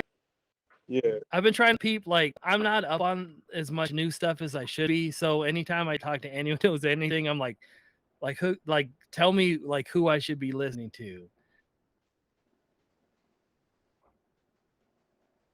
Like my friend put me on to Mike. Is that his name? Mike? And he's out of Philly or something. And then yeah, he's really dope. But it's he's got, someone should have told him, get a name people could Google. You know what I mean?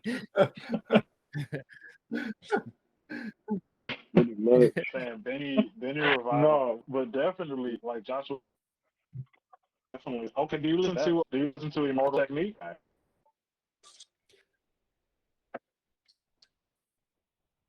I'm not huge on Immortal Technique. Not that I don't like Immortal Technique. It's just there's so much stuff that like I've heard like this or that, but they never really got fully on my radar. Like one that I think is dope that never really made it into my rotation is People Under the Stairs. Those guys are another LA group. Yeah, if they have this. Yeah, they are really dope. One of the guys died during the pandemic, COVID, actually. But yeah, so like groups, there was such an embarrassment of riches of hip hop, like in the like 90s, going in late-ish 90s, early to so much stuff that just wasn't on my radar because I couldn't consume it all, or I was just like, it's not my favorite thing, so I can afford to ignore it because there's so much good music. And so now a lot of the fun is going back and rediscovering stuff that I completely missed. Or stuff that I listened to a little bit, but never really. So there's a song by People Under the Stairs called Acid Raindrops. Okay. And they're from, I think they're from Mid-City, LA, which is from Mid-City. You guys know Merce, Living Legends. All that stuff. Merce, I think, ended up being like editor of, I don't know, some big hip hop thing. But yeah, there's like there's so many different groups. Somebody put me on Coast Contra a few months ago. They went viral. They had that thing where they're all freestyling at some table. I never heard them either. And I'm like, because people say like, there's no good hip hop. We're not looking for it. It's just someone will put me on. So what was the one you guys said from Florida? Yeah. Been Revival. Yeah, he's sick. Yeah, and okay, I had to check that out. Yeah, there's. Have you ever, do you listen to Logic? I've heard some of Logic stuff, but like I said, so much. It's hard for anything to really make it in my rotation, is because I need to find the time to take a deep dive, and I don't know. It's weird. Like I said, I don't have like people telling me all the time, like, oh, you should listen to this, you should listen to this. Yeah. I'll hear something, I'll be like, oh, I should listen to more than I forget. That's where I'm at.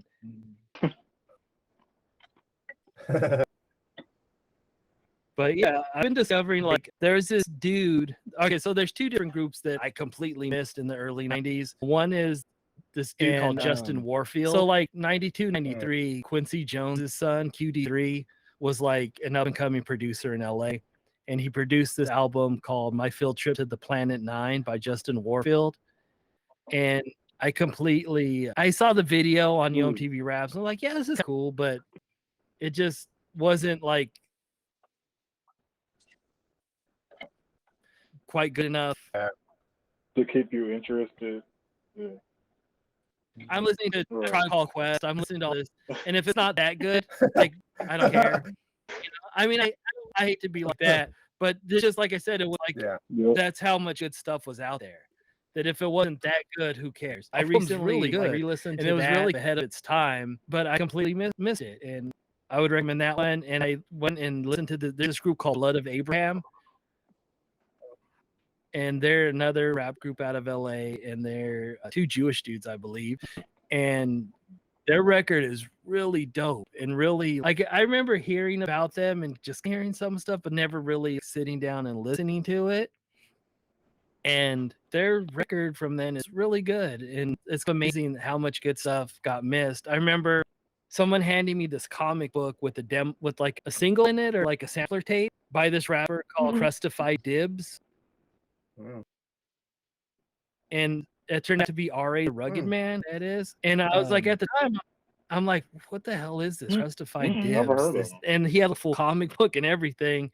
And yeah, he turned out to be like a pretty like dope underground rapper from New York. Like I said, he later became R.A. the Rugged Man. And I've heard him do like some stuff with Black Alicious and all that. And it's he's really dope, but I completely didn't even know who he was, and I never made the connection that he was this other guy either.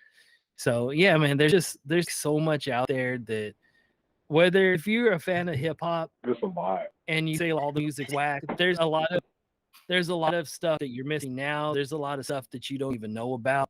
There's stuff you could have been there at that time and completely missed it, because basically if you could get on cassette, or if one of your friends had a cassette, you were listening to it. But there wasn't like a radio station that was playing. Like in LA, we had K-Day. KDAY was our hip hop station. And we discovered a lot of stuff from there. But it was mostly like, rap wasn't really commercial at the time, but you were hearing like EP&D, you were hearing Slick Rick, Bismarcky, that type of stuff. But you weren't hearing like anything that I would consider obscure. You have to listen to like college radio stations that had like a hip hop show on some weird like off FM channel at like midnight to 2 a.m. or something to hear anything good. And then even then you didn't know like what half of the stuff. Okay, so I didn't discover this song, but I had this song on a tape somebody made for me. And someone said, oh, Boy Wonder from Funky Town Pros just passed away. I'm like, Funky Town Pros? That sounds familiar, but I don't know them. So I went and looked them up, and I'm like, oh, that's that song. That's one of my favorite songs, but I never knew the group. I never knew what the song was called. You can look it up. It's the song called by Funky Town Pros, and it's basically about people selling out, right? Why do they kill for white greed? This dude and Boy Wonder was like he was dope. He just like amazing. But they were on and 4th and Broadway folded or something like that. But yeah, listen to White Green, because that's one they just kind of got lost in the shuffle underground records, I would say, ever. It's just Okay, White Green. That's the funny thing about underground records and stuff like that is they always have the weirdest names. And there's always some deep meaning to that. You know what I mean? But you're like, it's hard to recommend stuff to people because it sounds so strange. If I'm like, yeah, listen to that Hail Mary Mallard album. But nah, for sure. Because like I like to listen to a whole lot of different kinds of rap. But when I like came across Vinny Revival, like he has a verse like strange kind of rap. Like it's real eccentric. But one artist that I can't really, one underground artist that I can't really get with is Hobson. I don't know if you're familiar with Hobson. I'm not super familiar. I've Hobson, see that's yeah. another one that I've maybe come across, but not. Don't do it. Oh, It's Oh. okay. Why you You're not say it missing like anything. that, bro? Why you say it like Yeah, that? don't do it. That bad. Why you say it like that? Thing. Yeah. Don't do it. You're not missing anything. He said, Is it bad music or is it bad content or both? It's a a bad bad artist. both, man. Hobson is like, Okay, let me ask you he's guys cranking this, up because the- here's something that I always want to yell at people, but I never get into the argument with a lyrical rapper. When they say Tupac isn't, what's your thought on that? I mean, wow. I think Tupac is more a yeah. Yeah, Tupac is a poet. Marcus, what you got to say, bro? Yeah. Tupac, Okay, but why is that not lyrical? He was lyrical at times. I always tell people, Tupac before he went to death row was way more lyrical than like when he was with Digital Underground and all that. He was way more lyrical in like his songs. But when he went to death row, it was they wanted him to rap about commercials. They was trying to get the whole East Coast, West Coast gangster rap. Yeah. So that's why a lot of people focus more on that. If you go to his all that stuff, it's like, hey, this dude could like really, he was spitting like some knowledge. Right. Like you could tell he was a child of black. He seen this and that. He's talking about what's going on in the streets and the community. But I feel like people only respect, if you don't have to decode something, then it's not lyrical. But like I would say, to me, like Bill Withers is like one of the greatest to do anything. And Bill Withers says, ain't no sunshine when she's only darkness every day or whatever. Someone can hear that now. Someone can hear that 50 years ago. Someone can hear that 100 years from now. And you're going to know exactly what he's talking about, what that feeling is. Right? How's that not more lyrical than something that has a pun or like a complex rhyme scheme? Gil Scott need to make something more complicated. Like, some people, when they write poetry, feel like they need to make certain things that people understand. And why would a poet need to make things more complicated? A poet's job is to communicate. It always bothers me when people say Tupac isn't lyrical, because if you can say something in the plainest way possible and it's going to pierce somebody right through their heart, and it's going to have as much impact now as it's going to have in 100 years, how's that not more lyrical than Remember Rapping Duke Da? That's just plain and simple what it is. It's like, I think it's people. Right. Telling the truth. I think it's people's threshold of being lyrical. Because I think doing these like lyrical gymnastics, like along the lines of what guys like, and I wouldn't even say rock. I look at guys like him and like most people when you talk about the lyrical has so many wild similes and metaphors and all. And if you're not doing all that colorful stuff in your lyrics, they're like, that's or something like that. I'm like, it's not really needed. Yeah. But you said you could say the simplest thing. I guess the way you said it and what the lyric meant, I'd have a ton of double, triple entendres to be a lyrical rapper or whatever. Yeah, right. And I think people underestimate how difficult it is to be that concise. It's really hard to do something. Yeah. It's difficult to do something in a way that seems very simple and is very easy to digest. I always want to add a lot to it. Look at art, like visual art. Look at someone like Jim Lee, who is an incredible artist, but he puts a lot into it. And then you look at someone like Frank Miller, whose art is very simple. And more people want to emulate Jim Lee. I mean, like I said, Jim Lee's a master, and there's nothing wrong with that. But I think it seems more impressive because you can't really see all the lines that aren't there, or the way that someone is working, like with shapes or whatever. And I feel the same thing with lyrics. Like I said, look at like how simple Bill Withers' songs are as far as like the structure of the rhymes or the structure of the songs, the lyrics. But look at what he's saying in that very simple way that like grandma's hands. I want to cry just remembering that song exists. And it's very simple, but he like knows exactly which words to say. So yeah, so that's the thing is I love like complex things. I love complex rhyme patterns. I love people like Cool Keith or whatever who just say say things in such a way that you do have to decode it. That's why I like De La Soul, but I also really like when somebody is that good, and very few people are that good that they can say something in a plain way and you're going to feel it, and the next generation's going to feel it, and the generation after that's going to feel it because they understand something like kind of fundamental about people. I hear a lot of people saying, oh, like old school rap, early 80s rap is like trash, it's simple or whatever. You listen to The Message by Grandmaster Flash and the Furious Five, and the rhymes patterns are simple, the rhymes are simple, but they're talking about like the anguish of living in poverty, living in the Bronx during a time where, from what I understand, was like living in an active war zone where like you have these burned out buildings, things are gutted. Like he says in The Message, he says like God's smiling on you, but he's frowning too, because only God knows what you'll go through. And he has like a whole thing about growing up second rate. And that was true in 1982. It's true in 2022. It's going to be true in 2122. People who are growing up impoverished are going to always feel that way. You're always going to feel like you're forgotten. You're always going to feel like you're desperate. And like I said, give me that all day, every day. And I love stuff like Aesop Rock. I love the fact that Aesop Rock says some stuff that I have to actually think, what is he saying? It sounds like gibberish, but it's like gibberish. Very like, it does, right? Yeah. Like he says, like in None Shall Pass, he has the opening bars like flash that buttery gold jittery guys.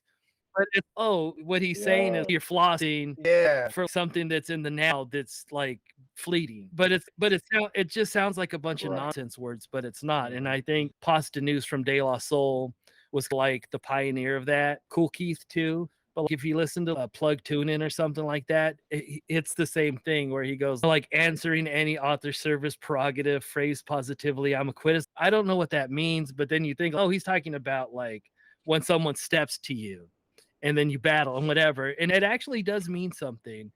But and I appreciate that. And that's a different form of lyricism. But like I said, to me, the ability of an artist to just draw as few lines as possible it's amazing, and it's hard to appreciate unless you, I guess, try to do it. It's really crazy. Oh yeah, I know I couldn't. I'm not even going to try. I'm good. I just like to appreciate it. But yeah, that's why. Like I said, people. Oh, go ahead. Huh? No, I was just gonna say I feel the same way about not even in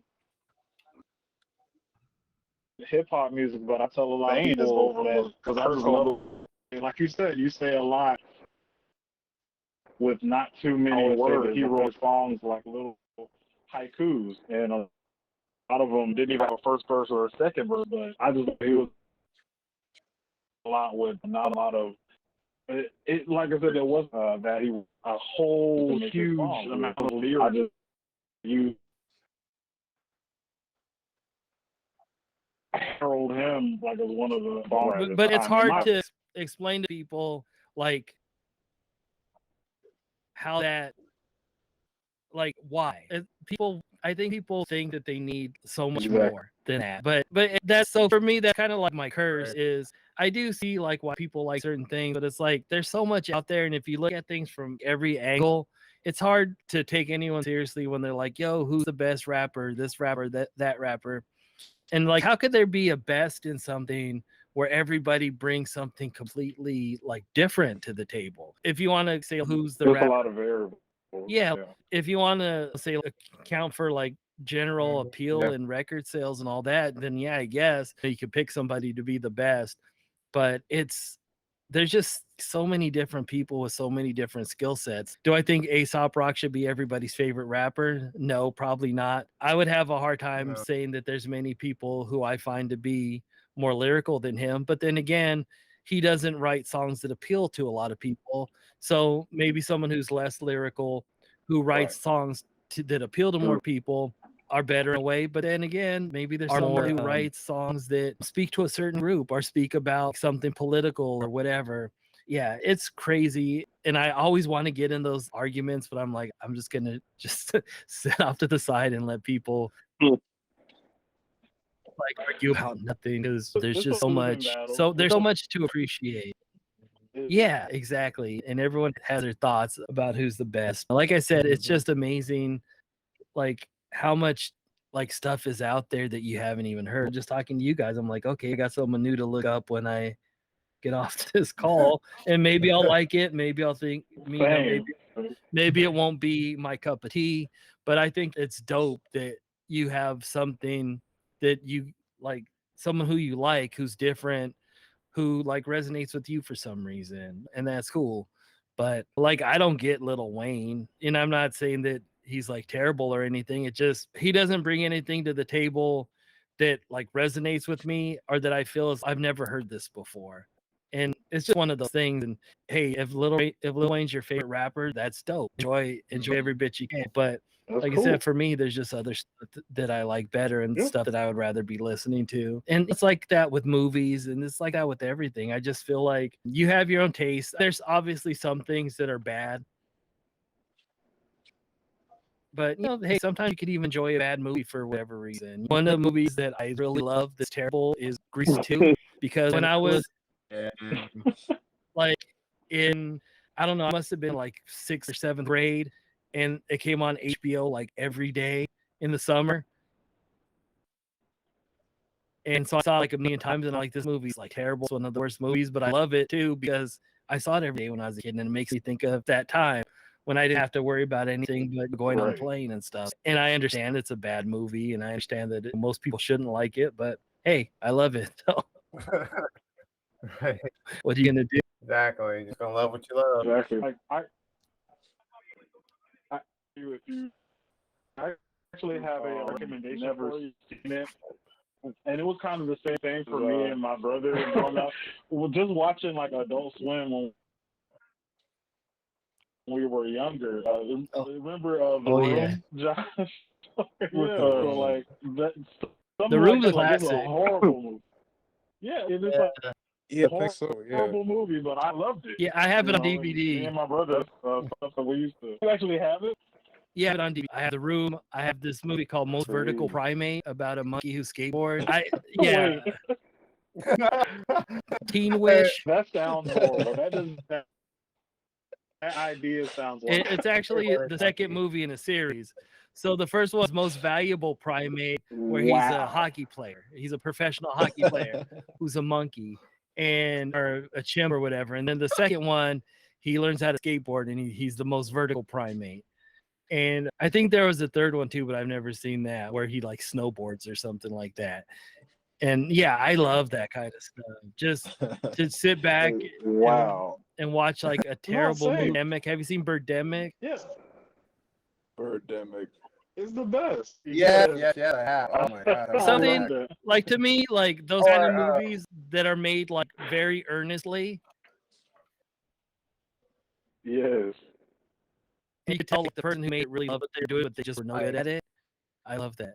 Look up the movie. That movie. Oh my god, that movie is such a bad movie, but it's so bad it's good. You just like, you appreciate it. Like the zombie beaver people. Yeah, I love that. I used to have a movie night, and I would have a bunch of people over, and I pick 4 movies, and the highlight was always The Room. That was always like the main event. Yes, sir. That's it. And anytime there's always at least one person who hadn't seen it every time, and they would just first be like, "What the hell is this movie? What are you showing me?" And then by the end, they're just like hooked. And then they'll tell you like that whole next day, I couldn't think of anything but that stupid movie.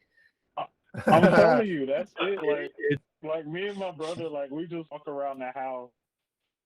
Like, you're tearing me apart. Yeah, it's super quotable.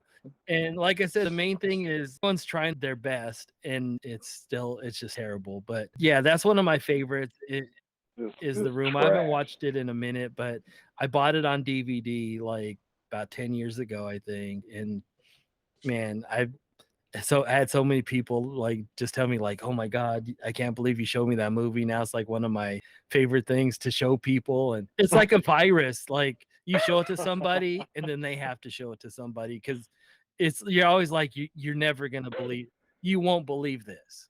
And yeah, that's one of the best. Like I said, Troll 2 was another one that everyone likes. It's a bad movie, but I don't think anything comes close to The Room. There's this guy, I think he's from Las Vegas, Green, and he makes some awful movies. He has this one called, what the hell is that one?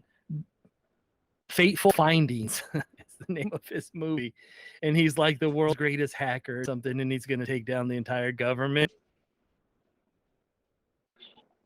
And then, like in one of his other movies, he has this like, it's just so bizarre. He's like in his car eating tuna, like out of a can, and like tuna's like spilling all over the place. And then he goes like in his trunk and pulls like all these old obsolete laptops, and he's like typing real fast with like the screens off and everything. And he's like, I'm hacking into the government.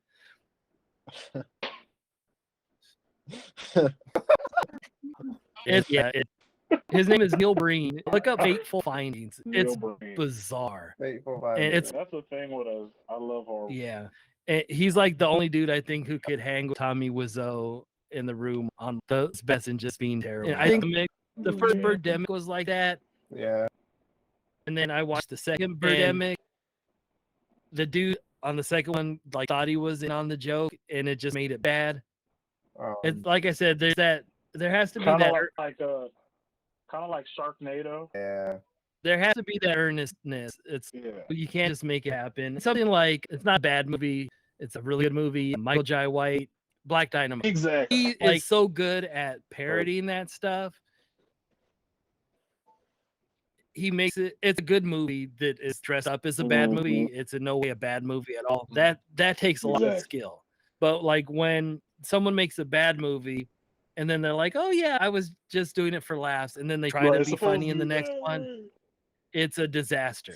But like I said, Black Dynamite, that's another underrated movie to me. It's like a movie with a lot of heart, a movie that understands the subject matter that it's parodying, and it makes fun of like all the tropes, but also does it in a way where you just love it. And it's so ridiculous. And that's another super quotable movie, I think. No, definitely. I love that. And the cartoon series that came from Yep. Yeah, the cartoon series was cool.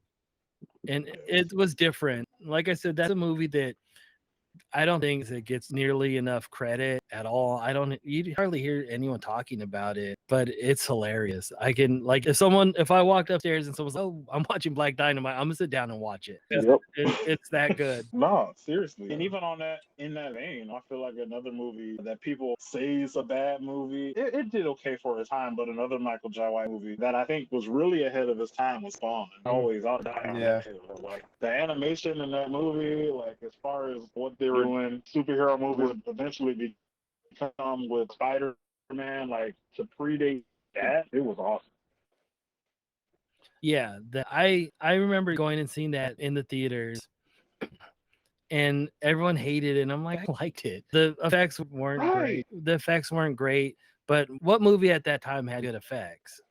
Exactly. You know? But yeah, I haven't seen Spawn in quite a while though, but I'm sure, I don't know. I like to enjoy things, so I'm sure I'll find something in it that I liked anyways. But I think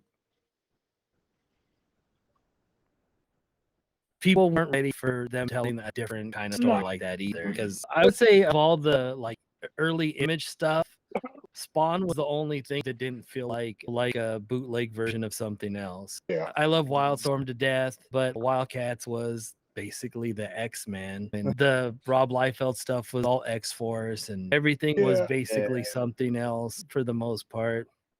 I don't know if Savage Dragon was really, I never read Savage Dragon, so I couldn't tell you what it was like, but I never read that Dragon. But Spawn, to me, obviously Todd McFarlane's art style, the way he drew Spawn was the way that he had drawn like Spider-Man at times or Batman at times. But your art's your art. But story-wise, I don't think that it was like anything at all. And I think when the movie came out, if you knew what Spawn was and all that, you might go see it, but I don't think a lot of people, like I said, were ready for something that different. And it was such a weird time for comic book movies. So I remember like going and seeing Meteor Man at the theaters. Man came out, and it was Right. kind of like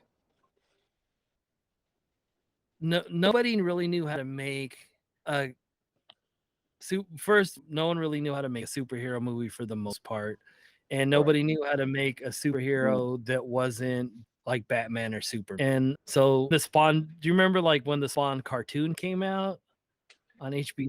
Oh, I was just about to say something about that. I have it on DVD. Or I had it on DVD.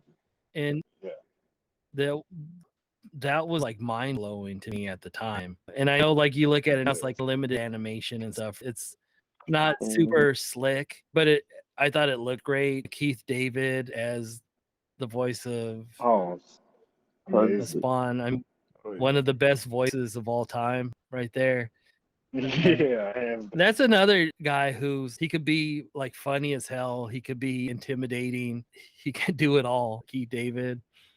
But yeah, so I remember seeing Spawn when it came out and being like, I don't know why everyone hates this movie. I even like John Leguizamo in it. Yeah, like you said, the technology wasn't that great. So much you can do CGI wise.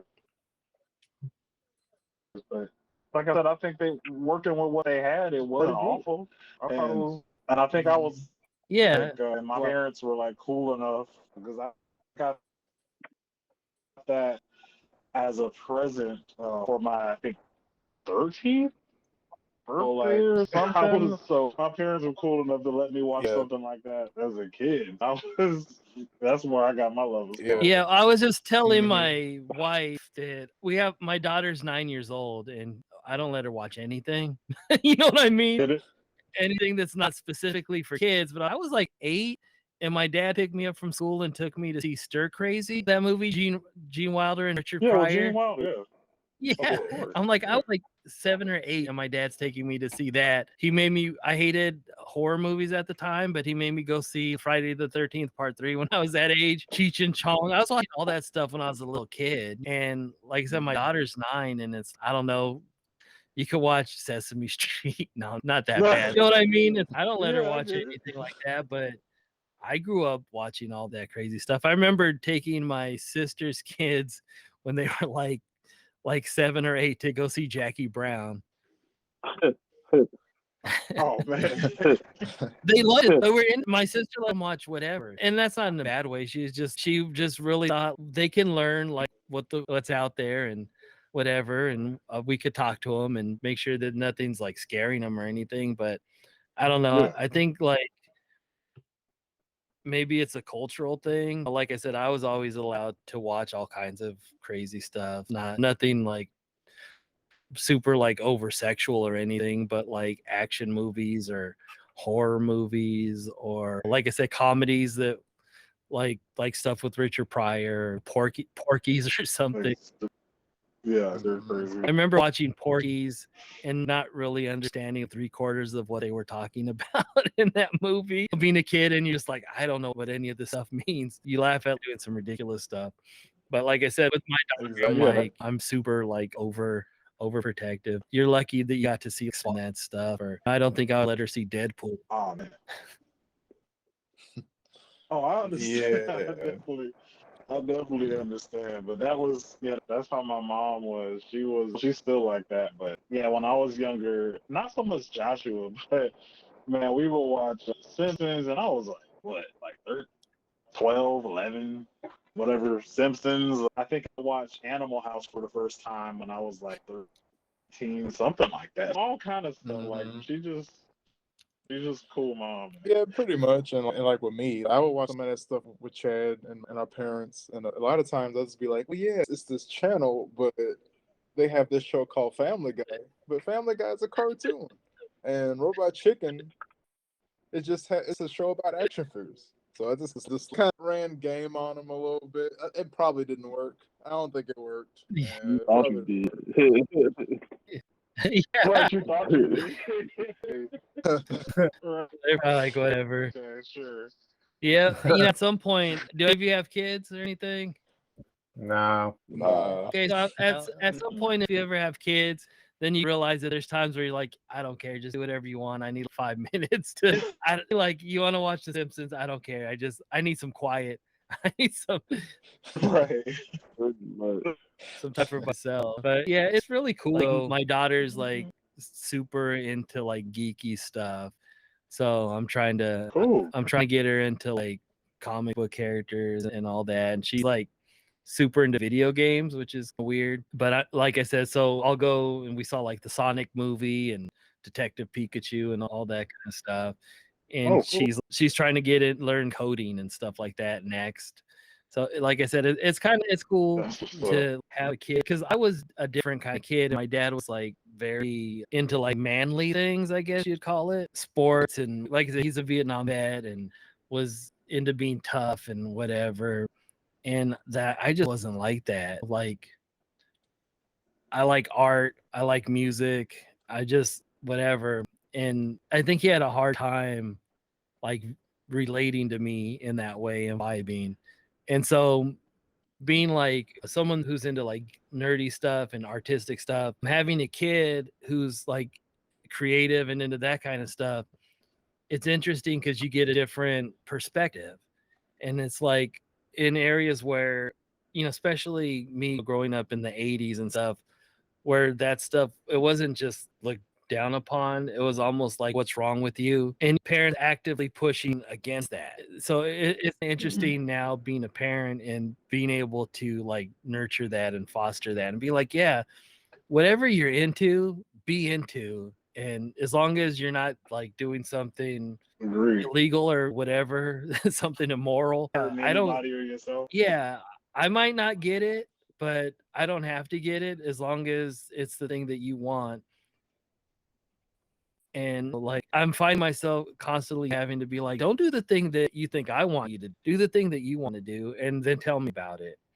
And like I said, it's really been an interesting change, especially having a kid a little bit later in life as I have. Yeah, it's really been like one of the things that keeps me going though, is knowing, oh, my daughter's getting older and she's getting into all this different stuff and wanting to learn about some of the stuff that I know about and wanting to get into stuff I have no idea what the hell it is, but it seems cool.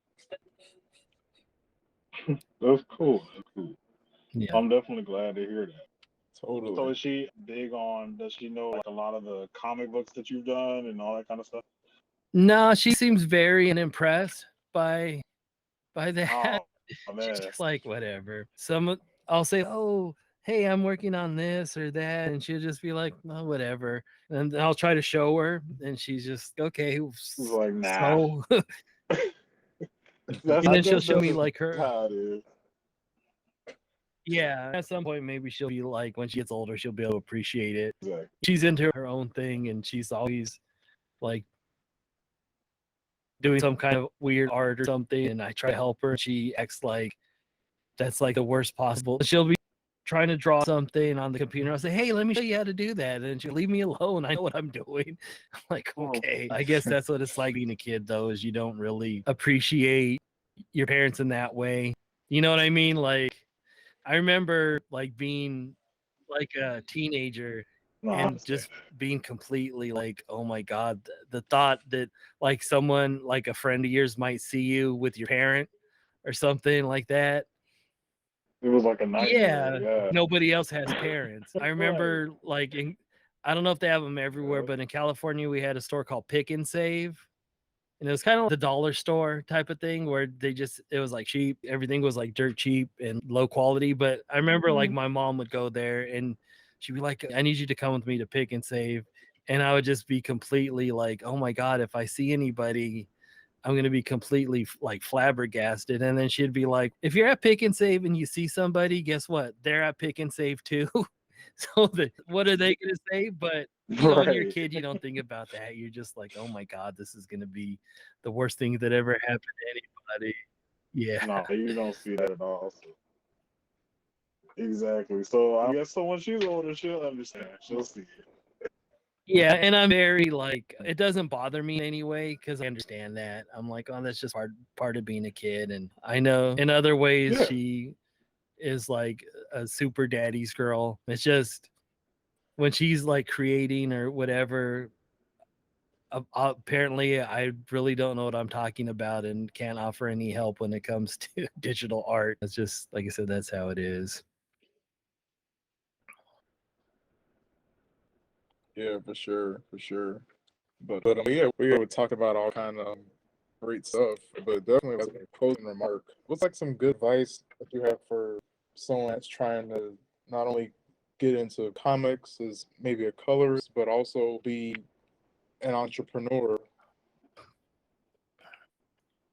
and whether it be graphic design or as far as just like being, yeah, like it's just trying to put their, yeah, somebody's trying to be like a freelance artist that's trying to put out their work. Like, what would be a best way for them to do that? And what are some tips for them to possibly follow to be able to do that? Okay, so the advice I always give is what I believe is general advice for anybody, no matter what you're trying to do. The first thing is to find people who are doing the thing that you want to do, who are willing to be open and honest with you and give you good feedback. So that's the first thing. The second thing is I've never met anybody who's good at something who wasn't completely obsessed with being good at it. It's if you look, and I'm not saying that everyone's going to be the best at everything because that's just not possible. But you can't get good at something if you don't take it seriously. And the more seriously you take it, the more chance you have of being good at it. So that's the second thing. So find a circle of friends who will be honest with you.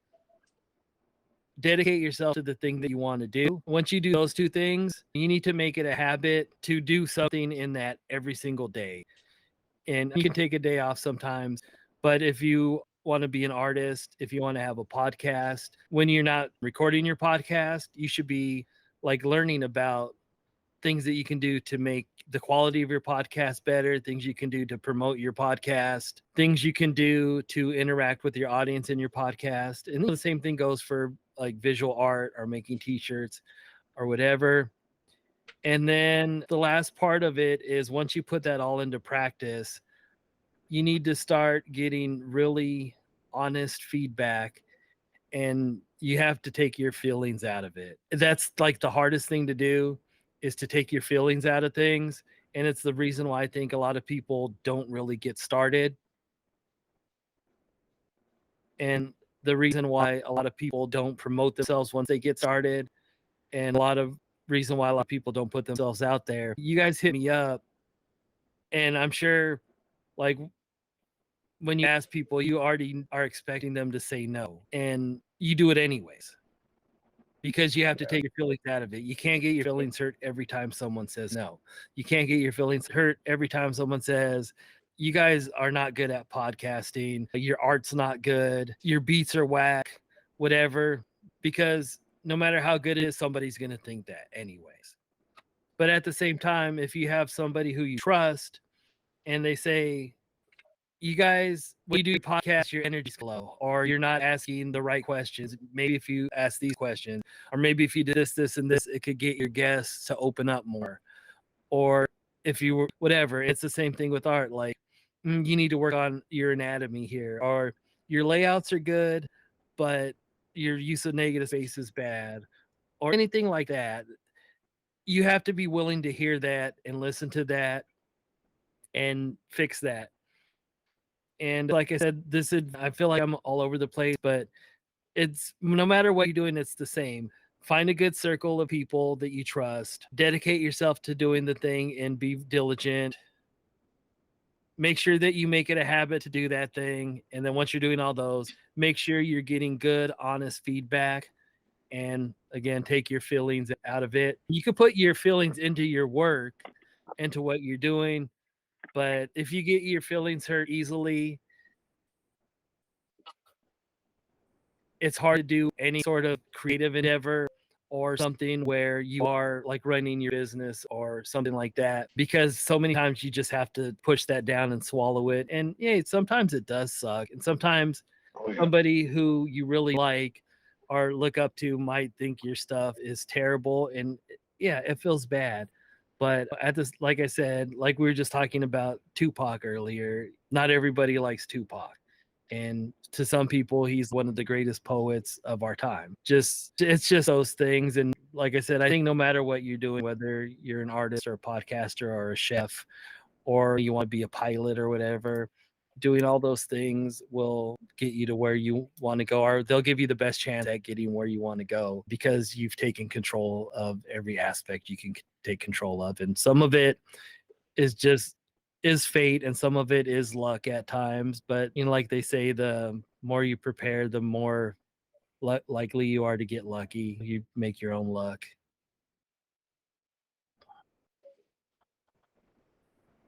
I like that. Good words. Definitely some great advice. No, that's solid advice. No, definitely. Yeah. Thanks. But with that being said, one of the last things we would like to do before we get out here, definitely let our viewers and our listeners know anything that you might be working on right now, anything that you would like, your website, you could put that out there, or just give them your social media accounts and let people know where they can find you. You can find me at odysseyroc on every social media platform. I sell transfers and some digital design tools on my website. It's on my head here, saquitos.com. And right now I'm working on showing people on TikTok how I would design for a brand. And I'm making up a brand called Hunger Killers. And it's just a bunch of weird food-based characters. So you can check that out there. And yeah, that's about it. And I'm working on a lot of comic book stuff for DC Comics right now. Awesome.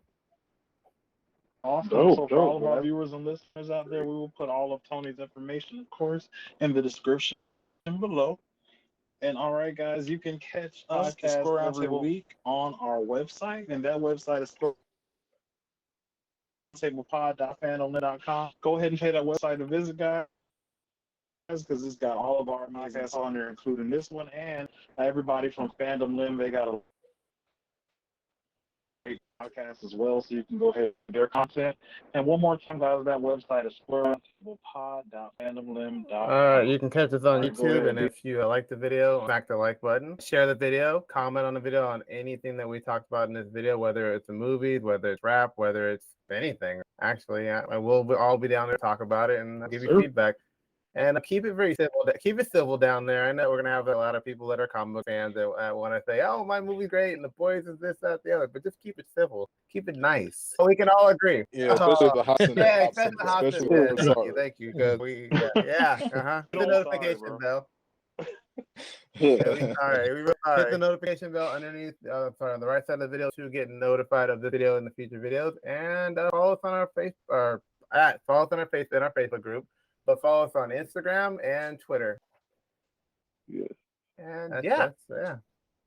All right. Yeah, guys, definitely do all that good stuff. And Right. like to follow us on all of our social media. We'll be in the comments as well, talking about everything from hip hop to other comics to The Boys, all that good stuff. So definitely chat with us, guys. Last thing before we get out of here, I would love everybody, including our amazing guests for the evening, to introduce themselves before we head out. And as always, guys, I'm your host. I'm Josh Singleton. Hashtag yes. Hashtag no. Bart is long. And Tony Avina or Odyssey Rock. All right, and this has been the Square Roundtable Podcast, guys. We are out. Peace. Peace.